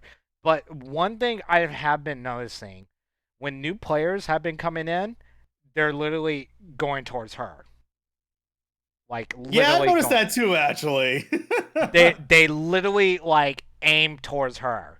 Like, back, when we were playing, everybody was picking Jago. Everybody was picking Thunder. Like, a shorter player is going to pick up Jago because they're already used to it. Yeah. A grappler, they're going to pick up Thunder because technically back then, he was literally technically the best grappler in any fucking fighting game. He literally had everything. But now we're, with KI expanding over the years and stuff like that, we're hoping, in the near future, hopefully we get a new season, or what we're praying to God for is a new game. A lot of these new players are aiming towards her. I mean, don't get me wrong, Yeah. she's like one of those eyeballing characters that like oh my god, she looks hella freaky, but she looks really cool to play. But we're the ones that are telling them like, you have no idea. Like, this character is really, really hard. Back then, Yeah. back in season 2 when we were figuring her out, don't you think, with all the experience and stuff like that, don't you think like it made it a whole lot easier for us to explain to them, and all of a sudden they just pick it up just like that? Because when we were learning her, it was fucking frustrating. Yeah, yeah. Like, Definitely at the point that we're at right now, definitely is helping a lot of the new players. Like with Foxy Grandpa, like I feel like that's a different case. So because Foxy Grandpa has been is an amazing player. Like he's really good at other fighting games too. So he already has that knowledge to pick up a character that he's interested in and be like, oh, okay, this is how they play it. All right. And then he starts figuring things out. So it's easy for him to just pick up on a lot of things. yeah. For a new player, it's a little bit different if they don't have that understanding like a lot of us have in terms of like fundamentals, like Yeah. footsies and neutral and everything. But I think for us as the player, the pro players, or longtime players, it's easier for us to help them because we've have experience with that. We're able to not just explain the character, but we can give them an understanding of like, all right, this character has to play this certain way. They're very neutral heavy. This is what neutral means, blah, blah, blah, blah, blah, blah, blah. And this is what this is how you go about using that character in the neutral, etc. So yeah, like for us, it's easy to just be able to just explain all that willy-nilly. For new player, it's a lot harder for them, obviously, if they don't understand any of that. They don't understand what zoning is. Yeah. Like when they see zoning, they'd be like, "Oh, you're fucking spamming." No, it is like I'm not just spamming one move just and hoping that it works. Like I know it's gonna work, and I know it's gonna frustrate you, and I'm keeping the distance for that. So I'm making you work to get towards me. But like, to them, it's like, oh, you're spamming. It's like they don't see that. But like if you explain to them and they start picking it up, then they'd be like, oh, okay. And now I see why. It's like it got you frustrated, right? Yes. Then my plan is working. So yeah, for us it's easy. Like we've already been playing this game for so many years, and we have experience in other games as well where we can still carry on those fundamentals to those games and still hold our own, no problem. New players, yeah, we can help them out easy. But it's just up to that new player if they want to learn. Because I can tell you that I've dealt with players who want to learn and they get mad at me for trying to explain something to them, and then they stop playing entirely. It's because they keep losing. But it's just like, hey, I'm trying to explain to you why you're losing, but you're refusing to accept my help, and you're basically telling me to fuck off. It's like, why? Like I thought you wanted to learn. Well, I do want to learn. Then sit down, shut the fuck up, and listen. I'm trying to tell you what's the problem here. So it's just like, yeah, but it's easy for us to at least help the new players out. And, that's what, like with the Ultra Tech University thing with Nikki, that's a really great example of that, especially even a Charbog helping players out. Devil even has first tens on his stream, and allowing people of all skill levels to play with him. And because he, can explain like, hey, what you're doing wrong, so that's a good thing to have within the community, not just like in KI, but just any game in general. Yeah. Just to keep helping new players out. There's no harm in doing it. But again, it's just up to that player if they want to learn. Yeah, exactly. And for those that are new, you know, we're not gonna like, hold a gun to your head or anything like that. It's like if you want the help, you want the help. But if you're gonna be that player who's just gonna whine and bitch and just not listen, don't even waste our time. Don't Facts. don't even waste our time. You know what I mean? Like, you know, me and Uncle Scar, we literally like had sets, and this guy was like wrecking me, like Hmm. 30. I think it was like 30-7, because he was literally like showing me and explaining like what this character does, and this is what you need to do. Yeah. Like it's those long sets, that help Yeah. really really much. And then same thing with Nate. Nate comes out with all this tech, Yeah. like this crazy ass tech, and like literally, almost literally like breaking the game. Like, oh, this doesn't exist. Like this mechanic. Well, I should say it does exist, but you can do this afterwards, and only this specific character can do this. Yeah. Like he literally breaks down the game, and he's been posting it. Like every time he comes out with something new, he posts it for free. Like Yeah. this is what this character can do, and that's why I gave Nate that nickname, the Mad Scientist, because like this man will literally sit in a lab days or probably like a month just figuring shit out, Yeah. and then he'll go, oh, here you guys go for free. That's Look actually what very true. It's like crazy to see the stuff that Nate honestly comes out with. That's why when people keep saying, "Oh, I want a new KI," it's like, bro, do you not see the shit that people are still finding out to this day yeah with this game? It's insane just to see what's going on. Like like even like on the Facebook KI page where this one guy is going through the Steam uh variant of KI and he's finding like all these costumes that were scrapped yeah like like that's like, and it's crazy that he's like literally like digging even more into the files to see what they could do. Like, there's been people like Ovis and like other players who like were able to fuck around with the files and properties of like other character moves. Like, oh, you want to see Rash with a projectile? Here you go. It's like Jesus Christ, or like they were able to modify characters to an extent. So it's like imagine what we can do with this game still yeah like, whether exactly that just be for funsies. Like, I would love to see like a rainbow edition of KI if they were able to pull that off. Like, I would yeah love to see that happen. But it's like there's still so much to this game that people still don't know anything about. And Nate and like other players like that who are just lab monsters are showcasing this stuff. Like, there's like a one player in general. His name is Monsoon, but he goes by a different name now. But I remember him as Monsoon. One of the best Kilgores. If anything, he's the best Kilgore.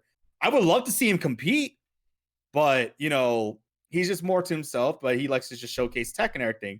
That man, the stuff that this man has done with Kilgore, I'm like, Jesus Christ, this character is crazy.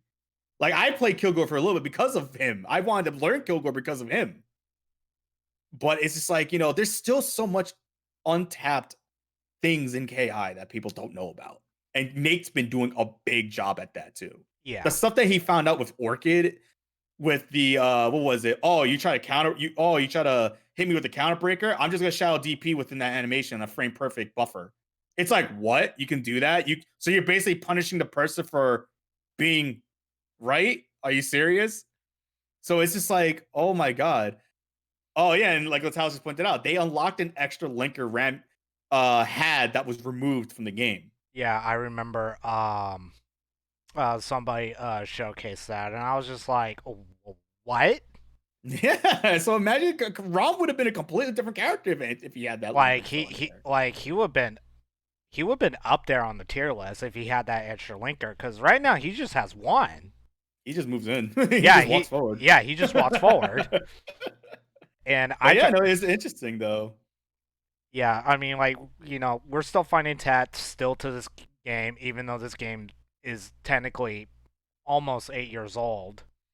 I Yep. think November, was it 16th or something like that? The game will be 8 years old, and we're still playing it and having tournaments literally almost every single day Yeah, because there's literally events every week now, man. and it's just crazy. Like I know, I say this, like every time on the show. Unfortunately, the pandemic happened, but like ever since Matt has done Twitch Rivals for Killer Instinct, like Hmm. it just boomed. Yeah, it definitely did, and that was honestly the push that it needed. Um, because again, it was a lot of talking and not a lot of action taking place. And again, it just comes back down to what I mentioned before, that a lot of players ask for something, but they don't want to put in the work for it. You know, you're we're there's like that's why we like when they got mad at Big E, like, oh, why did Big E get rid of KI from his lineup for NEC or ECT and all that?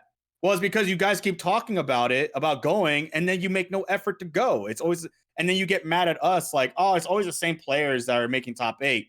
Well, because no one's showing up. Exactly. It's like, why are you getting mad at us for making top 8 or anything like that when we're out here and you're still behind the keyboard, typing at a keyboard, yelling at us? Yeah. Like, this is what we're doing, what you guys keep talking about. And that's the thing. Like when Maximilian did that, if start kicking people in the ass about it, like, oh, holy shit, we're on Twitch. Like, people actually give a shit about the game.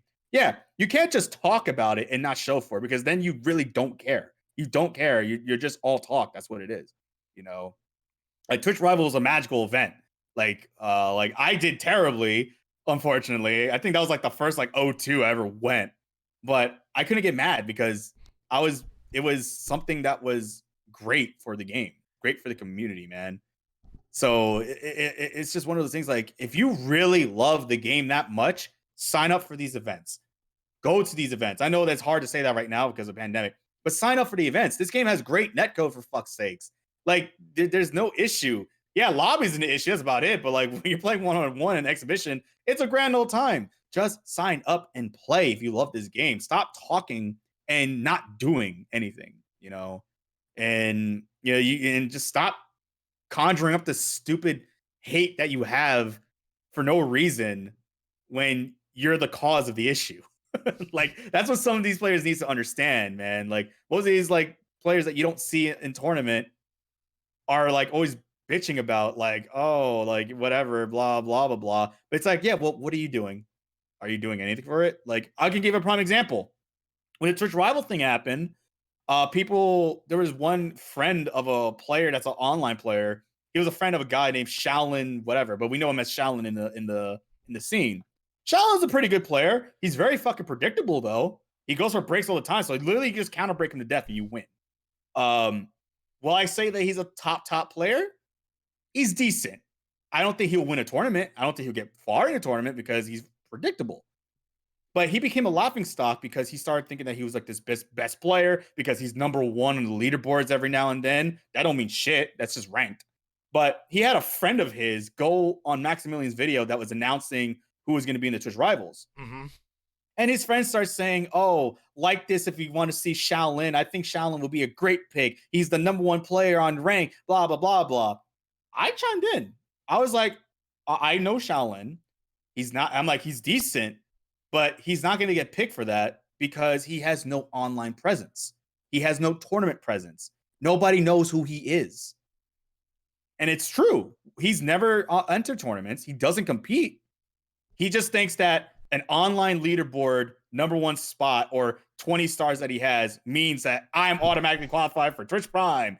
No, dude. No. Like, you have to actually have a presence. And the people that were picked are people who have social media presence. Benino has a social media presence. He's a good Jago player. Latals was up there. Latals is a multi-top 8 placement player. Base is up there for obvious reasons. Base has won many tournaments, and he's a prominent player in the scene, a figure in the scene, social media wise as well. These people weren't picked because they're just random people. They're people who have a following and everything. I was on there because I'm a longtime player, but I have a following as well, and I've established a name in the scene as well. But this person got mad and was like, "Oh, well, fuck you, dude." How dare you try to? I'm like, I'm not talking down on you. Like the guy came off like was trying to spin it like as if I was talking down on Shaolin. I'm like, Yeah. I'm not talking down on Shaolin. I'm literally saying he has no presence. He has no online presence. Does he stream? The guy answered, no. Does he have a Twitter? No. How are they going to reach out to him? Has he go to tournaments? No. So why would you think he's going to be picked for this when he has no presence whatsoever? A lot of these players think that an online thing means a golden Willy Wonka ticket to get into events. like, Oh like, shit.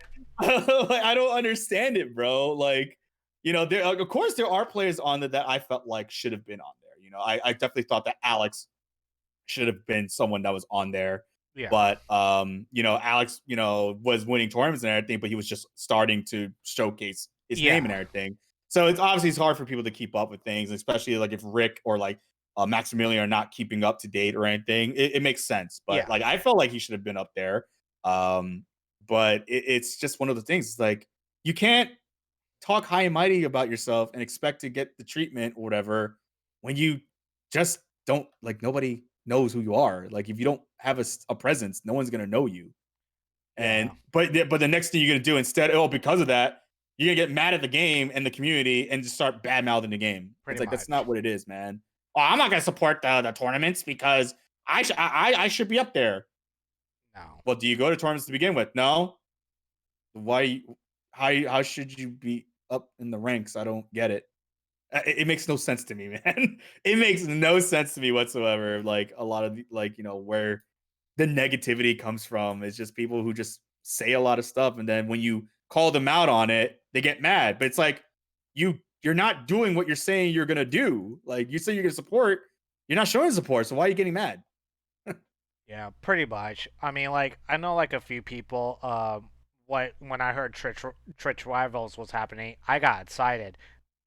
The first thing that came to my mind was, I can't wait to watch this.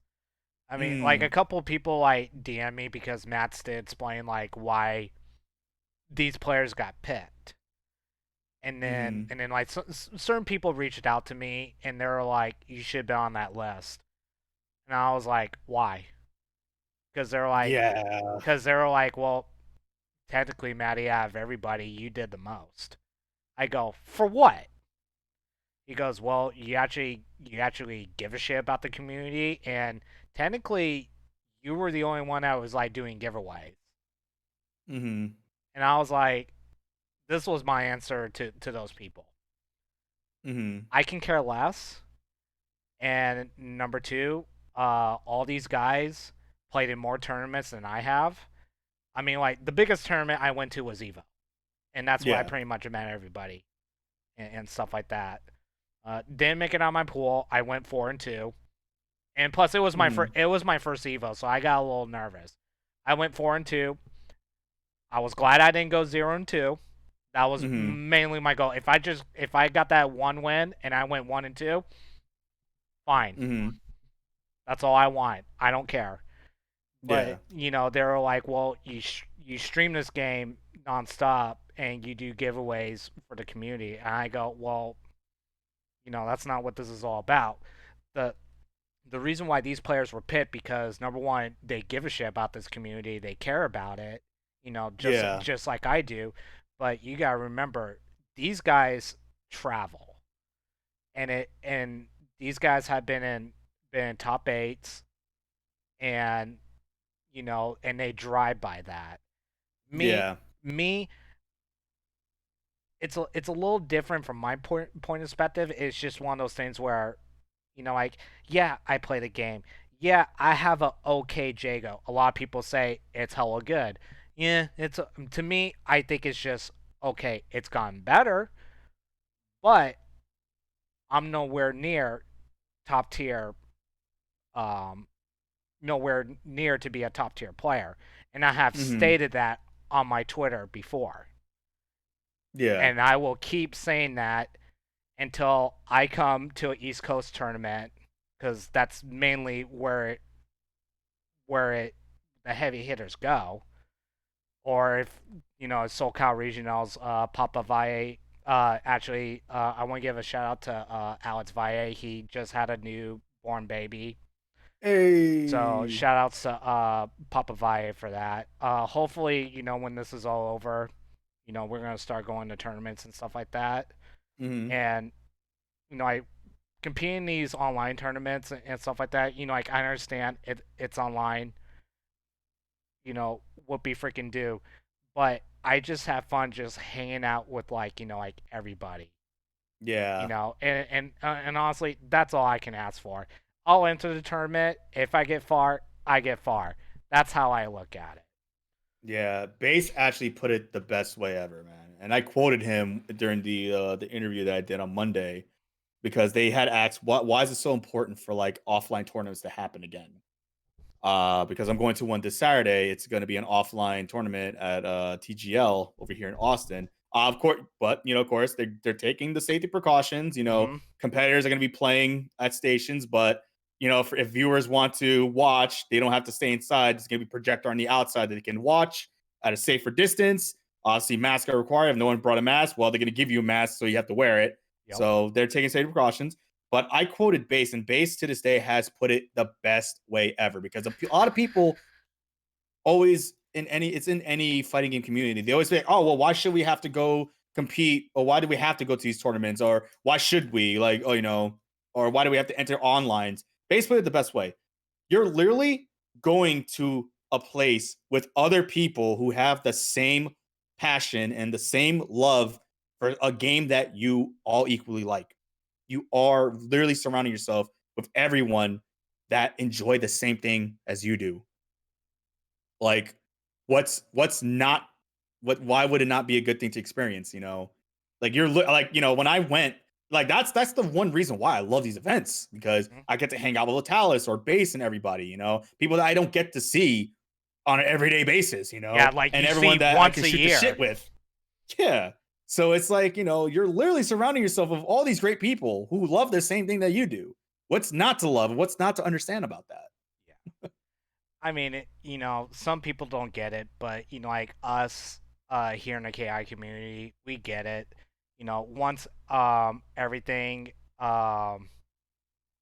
opens up, I hope sometime soon. If here, especially like here in Cali, hopefully everything opens up. And Night Slash, I heard that you're a Cali player.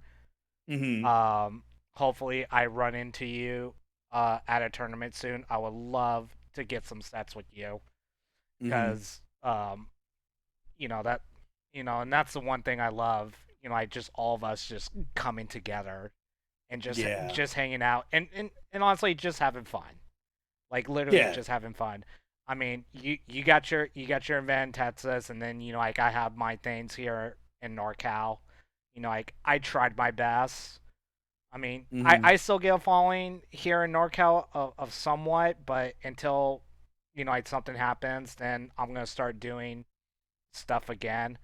But right now, online's booming for us. Like Definitely. ever since everybody that competed in Twitch rivals, you guys like literally made it boom.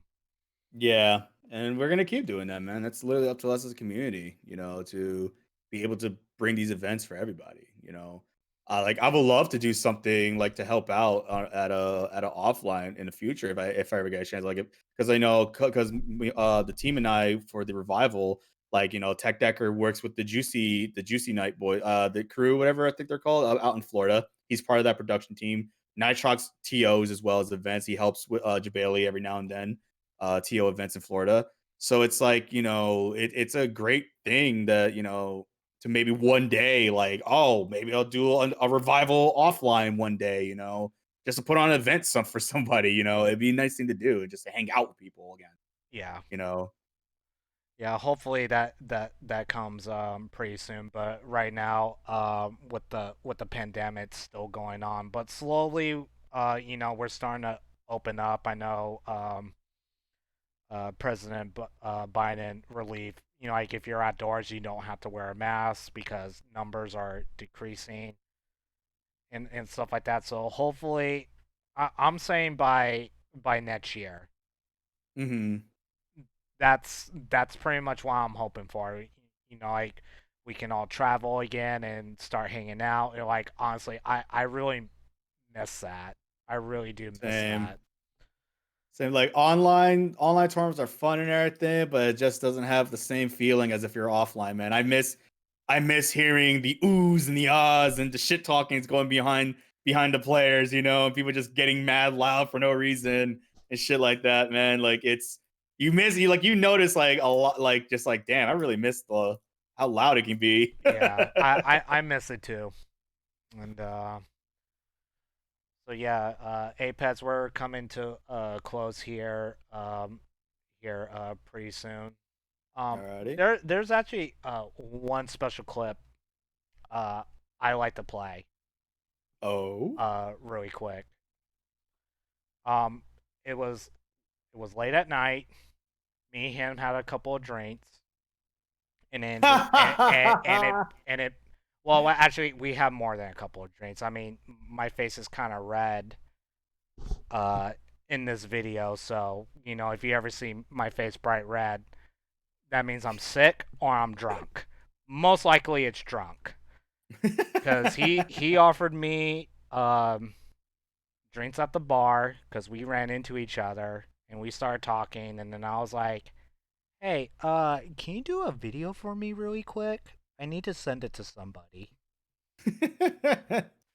I fucking love this video so much. I still appreciate this video. So, I cherish this video so much. for those that don't know, this is the voice actor of Rash. I My boy Sean Shiplock. Oh my boy. play this really quick. This is Rash the Battle. What's up, Steven Lopez? This is Rash the Battle Toad. I heard you were the gnarliest player of me in the East Coast. But as we all know, West Coast is best coast, dude. Cowabunga! But anyway, just wanted to support you, wish you luck in your next tournament, and make sure to give them the boot for me, okay? Rash out! And give them jumping fierce.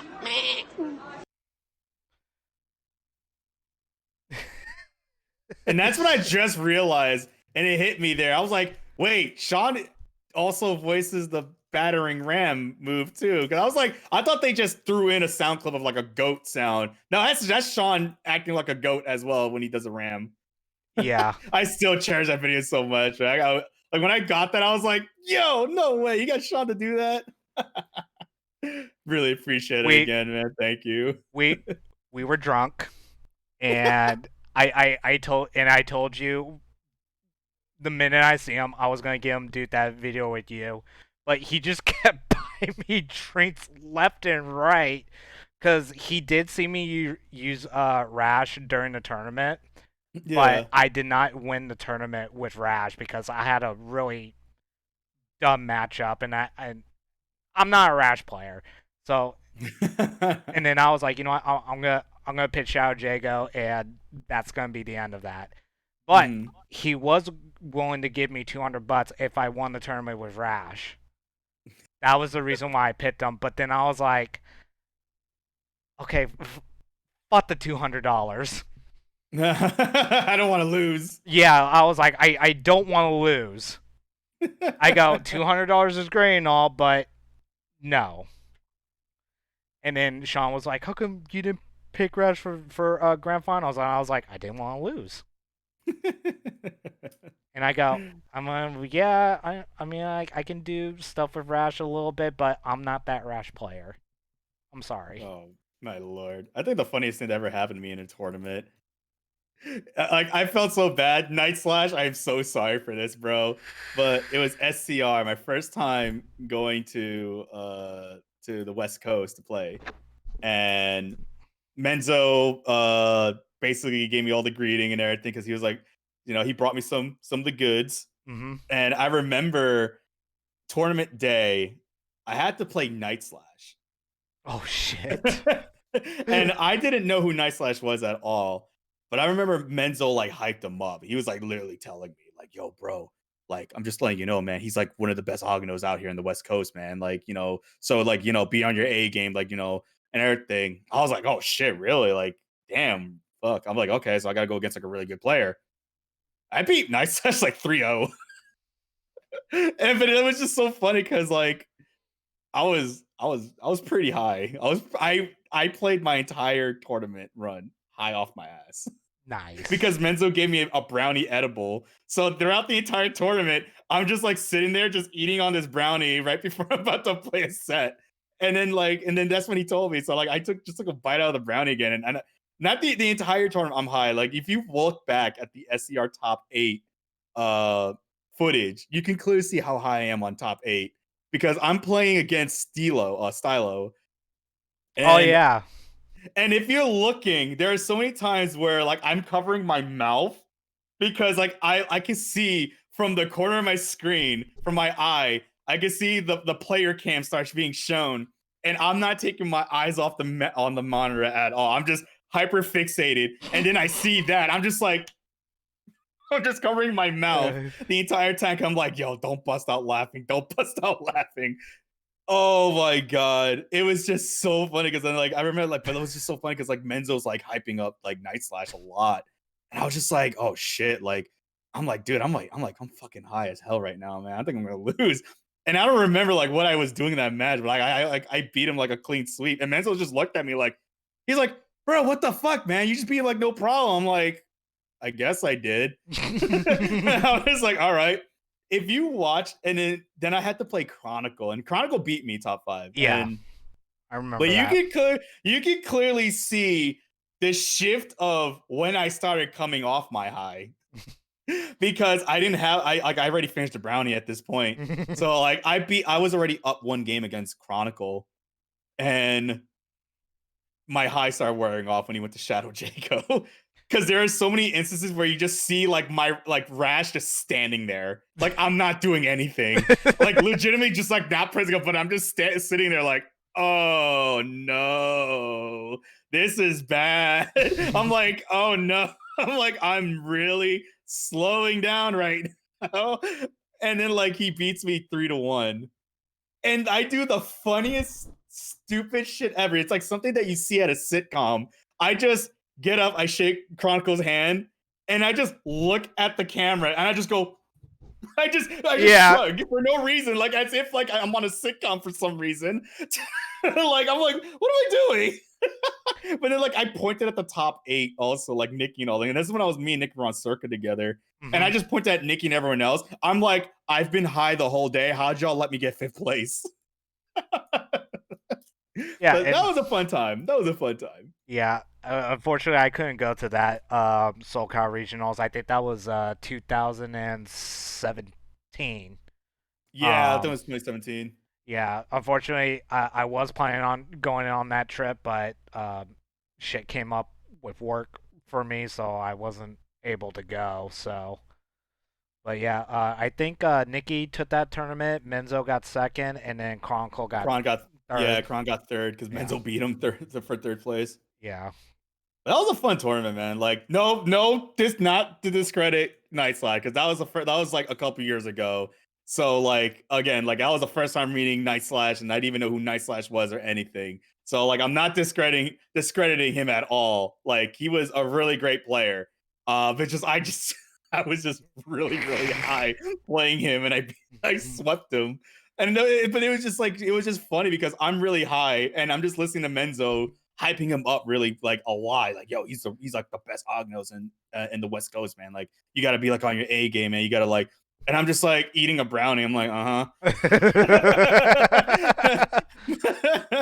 yeah, that was the very first time I ever played Night Slash. So of course, he doesn't know where I'm coming from. I don't know where he's coming from. I've never seen how he's played. He's never seen how I played or anything. So we had no info on him, but like it was just a sweep. And I'm not discrediting him, but it was just funny to me because I'm high as shit playing him, and I'm just doing things, and which just goes to show the character is just dumb. The character is dumb. There's so many things like if I could actually look back and remember what I was doing, and yeah, but it was just funny because I'm like, and it was just funny because the reaction from Menzo afterward, he just looks at me, he's like, "How the fuck did you beat him 3-0, dude?" I'm like, I don't know. I'm like, I push buttons. I don't know. Yeah, I remember Zip being there and him and Paul B doing commentating. I mean, no offense to Paul B or anything. I don't like him as a player, but I love him as a commentator. He's a good commentator. He's stupid as a player. Yeah. He's a great player. Don't get me wrong. He just has really weird mindset. Yeah. He's just an angry old man, and it's just funny. He's just all talk because I remember he was like, "I'll see you at the KI World Cup, everybody," and he has yet to play a World Cup tournament or qualifier at all still, but instead just be on his stream and just bad mouthing.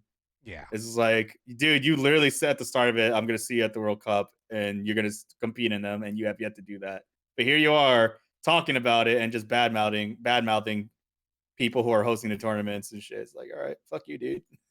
I'm actually happy I beat him on that news coverage, by the way. What are the odds of that shit happening?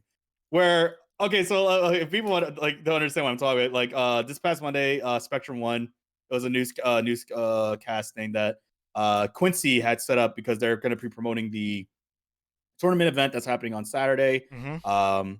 So they want to get like coverage of like from a player standpoint about like esports and like the up and comings of that player, etc. And so they were doing the thing where like obviously they need like footage. So while the whoever's presenting the news coverage on while it's happening, they have like their voice over going over like B-roll footage. There you go. It's B-roll footage. That's what it was. Mhm. So they're recording me just playing KI. Like he just told me, "Oh, just play like a regular match like you normally would." I run into fucking Paul B for the fucking segment. I was like, "Are you kidding me, bro?" I'm like, "All right." So I was just in the zone because I'm like, I am not gonna lose to this asshole like for this. I am not losing to him. And lo and behold, I beat him. I beat him in the thing, and it felt so good to do that, especially on a news coverage. Yeah. Especially if coming from someone who's gonna keep belittling how I play, and just like I'm just like, bro, like you keep bitching about how I play, but like you're getting hit by the thing that you're complaining about. Yeah. Like it's just so funny, but like it just felt so good to just beat that a schmuck like him on a news thing, and they have footage of it that will be presented to people. It's just so good. I would give a shit if it wasn't even like in tournament, whatever. It just feels so good just to beat some schmuck like him in a thing like that. I'm sorry, I'm gonna say how it is. Like he could be a cool guy. Don't get me wrong. In Mhm. person, he's pretty okay. Whatever. I don't really fuck with him like that though, because like online shit. I'm just like, dude, I don't want to hang out with you because you're an asshole online. Mhm. But it's just like it just felt so right. I don't know what it is. It just felt good. Just to beat a naysayer. That's why, like I said, he's a naysayer. He Yeah. he unfortunately used his fan base to attack and belittle our game. So Yeah. I mean, you took the words right out of my mouth. So pretty much we're gonna have our first. I think this is gonna be our first offline tournament this Saturday in your state of Texas. Pretty much this Saturday. Let me pull that up again. yeah, I got to meet Charlie Boy for the first time. It's so funny because he keeps thinking that I met him at World Cup, but I was never at the World Cup events. I wish I was, but I was at PAX East every time they kept happening. They were always on the weekend of PAX East. Yeah. So this Saturday, pretty much right here. It is what part of Texas is that gonna be in?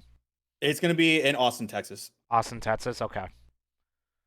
So pretty much 3 p.m. CDT time.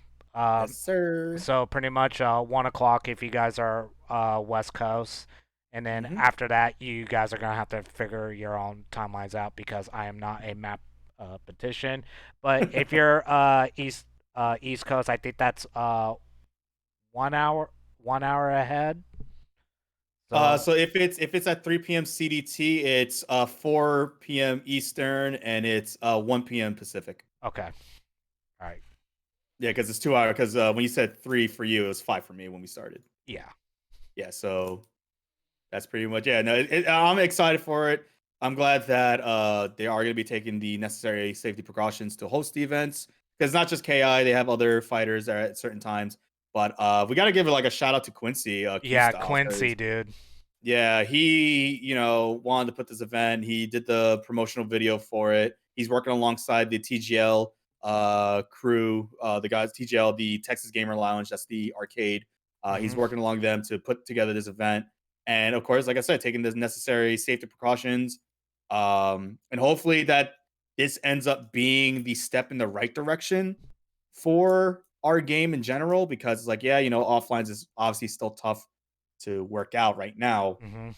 But like if they see like how it's handled in that scenario, like, oh, okay, maybe we can start seeing a little bit more happen, because again, a lot of these places are taking the necessary requirements to be like, all right, keep these players at a safe distance. Spectators are going to be watching over here, not getting anywhere near here, and they have to be at a certain distance as well. So it's like, hopefully this is something that, we can start seeing a little bit more of, and obviously, but handled in the correct way as Yeah. well. Yeah, pretty much like, you already stated before, pretty much wear your mask, and if you forget your mask, they will provide you with mask, and And then you have to wear it. and you have to wear it. And then also, there's actually going to be like a big projector in the parking lot. Yeah. It's what I saw in the video when Quincy posted it. They're gonna have Yeah. like a Yeah. big old projector showcasing the tournaments. Yeah. Not a bad idea. That way, Yeah, I think that's pretty cool. everybody's just chilling outside, you know. Mm-hmm. And I know, And they have a catering thing too, so there's gonna be food there as well. So that's a really cool thing that they're gonna do. Yeah. So that they don't want to clump everyone up in one spot. So then of course, and they're also encouraging bring your own controllers, because you don't want to share controllers, because Yeah. you don't want to spread things. So that's another good thing. I mean, most players are gonna bring their own controls anyway, but it's just like, hey, no, they're literally telling like, hey, we highly encourage you to bring your own controllers so that no one's sharing things here. So that's good. Like I think that's a good step in the right direction, at least to bring offlines back to an extent. Yeah. I'm actually am gonna watch that tournament, and make sure on Saturday, if you guys do have the time, make sure you guys check out that tournament. It's gonna be on twitch.tv/esportsats, which is short for Austin, Texas. So make sure you guys check that out this Saturday, and then tomorrow we're gonna have the UK guys go at it. That's gonna be on Twitch on twitch.tv/esports Scotland. Ooh. So make sure you guys check that out. All right, Steve, it was really cool to have you today. Thank you for taking the time and sitting down with me. We're running about almost about 2.5 hours right now. Oh shit. So I mean, hey, that's why I expected. I mean, shit, I sat down with Flash for 5 hours because we were just literally talking about everything and just literally having a good time, because he's been streaming the game literally since day one. True. And still playing still to this day. I mean, I would like to see him go to a tournament and do well. Hopefully, and then that's near future. We hope to see him playing tournaments, because he's actually a really good Wolf player. Yeah, he is. He's still a strong Wolf player. Yeah. So, is there any shout outs you want to give out before we sign off here? Yeah, most def. First, I want to say thank you for inviting me, man. It really means a lot to be partaking in a podcast like this. Also, I want to give a shout out to UIU, my sponsors. Thank you guys so much, for always supporting me and everything that I do and helping me with these events, and just being overall great support. Of course, I want to give a shout out to the KI community. A lot of the players like Talus, Base, Nikki, everyone of that nature.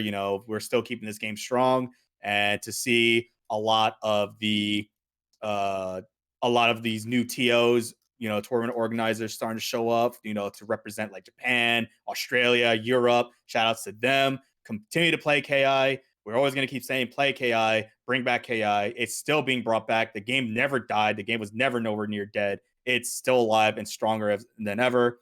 And I want to give a shout out to Uncle Scar in the chat there because he wants me to hit him with the baby, do you want me? Please show me love. Yeah, shout. There's a reason why he has a sword. There is a reason why he has a sword. Oh my gosh. Yeah.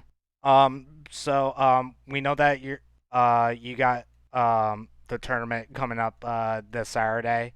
And then we got the revivals.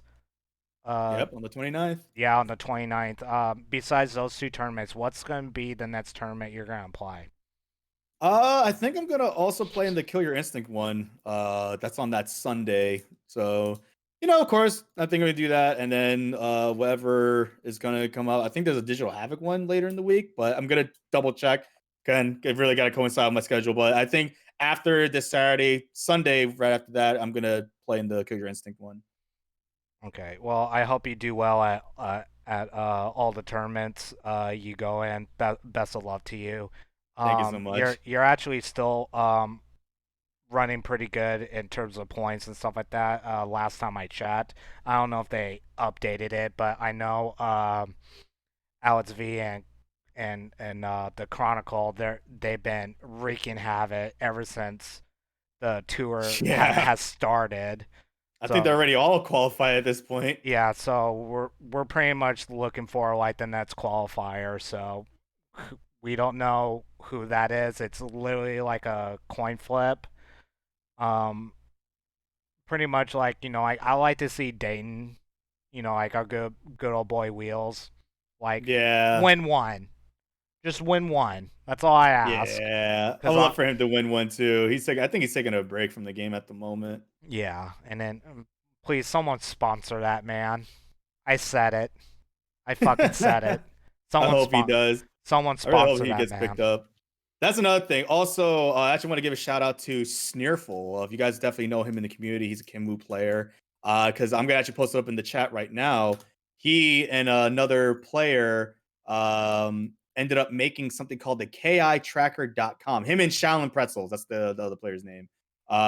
They put together this entire KI World Cup data tracker. So if you want to look up tournament organizers, commentators, and players and all that stuff, this has everything listed up to date on what player won what match, where you can find it, what tournament it happened in. And it's a great tool for the KI World Cup right now. So if you guys are participating in it right now in the World Cup and want to see where you're kind of standing at and what your record is right now, they literally have done their homework with this thing, man. It's insane at the amount of data that's in this thing. Like, they have all my matches I played so far in the season. I'm like, holy shit, dude. So definitely give a shout out to Sneerful and Shaolin Pretzels for that. It's a really good tool if you guys would like to go check that out. Yeah. Shout outs to those guys. I mean, like, honestly, like, that puts in like so much hard work and dedication. Especially like keeping track of literally like every little pretty much event that happens, and then they're the ones that have to keep track of all that. So shout outs to them. Yeah. For that. Actually, for some reason, like when I click that link here, so I'll try this link just in case. That's the one that was working for me. I don't know why the Twitch chat one wasn't working, but you could definitely go look that up. They have the head-to-head lookup. Like, it's insane. Like, if you want to be like, oh, let's see how many times have Aphex and Chronicle go at it, and they'll literally like show you like how many times these players played each other in tournament and everything. Yep. It's so funny. I literally looked up me and Alex V. We've never played in a tournament yet still. There's no data for us for some reason. We have never played each other, but it's a really interesting thing to see. Oh, shoot. I'm on here? yeah, I believe you played in one of the tournaments. Yeah. I actually played in 2 tournaments. Oh, there you go. You're on there. That's so funny. I'm actually positive this season. That's actually crazy. I played 30 games this season. Holy shit. That's crazy. I played 21. I won 9 matches and lost 12 of them. Beggars can't be choosers. I don't care. But it's really cool. I love that. Yeah, that's cool. Yeah, All right. yeah. If you guys want to keep track of all that stuff, make sure you guys check that website out. Pretty much, we're about to sign off here. Steve, thank you very much for taking the time, sitting down with me. Pretty much, we went, you know, pretty much back into the past on where you started, and pretty much what literally became like you were technically, uh, pretty much the number one Rash player, and then now you just pass the torch to Alex now. Yeah, But it's all on him, man. He's been doing great work with that. this is still not the end of you. You're still competing, and Hell yeah. I'm glad to see that you're doing very well. If you guys want to go ahead and follow um, Mr. Steven Lopez, all of his handles are right there, right under him on Twitter and also on Twitch. So yeah, man, it's been fun. Thanks for chilling with me, man. Appreciate Thanks for it. inviting me, man. Really, really was fun, man. Yeah, usually I towards at this segment, I usually just pull up a teaser. You Mhm. you were easy because it was Rash, but I actually did the boot linker instead of like his swag pose that he did when he was teased. Yeah, yeah. Yeah, but then it kind of gave away when I pulled up your sponsorship because, well, I was gonna put hitting buttons, but then like I go, well, they're still gonna figure it out because there's only one that actually does that, and that was you. So, I actually don't have a guest lined up next week. I'm actually gonna be taking a break because my work. We're getting to the summer hours now, and I'm gonna be working longer shifts. So, Mm. and I actually did one of those today, and I'm extremely tired. I am in the process of talking to my next guest, so if you guys follow me on Twitter at ShadowVirus916, I will post up a teaser sometime next week. So, Nice. so yeah, make sure you guys follow Steven under his tags, literally right under him. Really entertaining to watch. If he's streaming KI, you want to watch it, and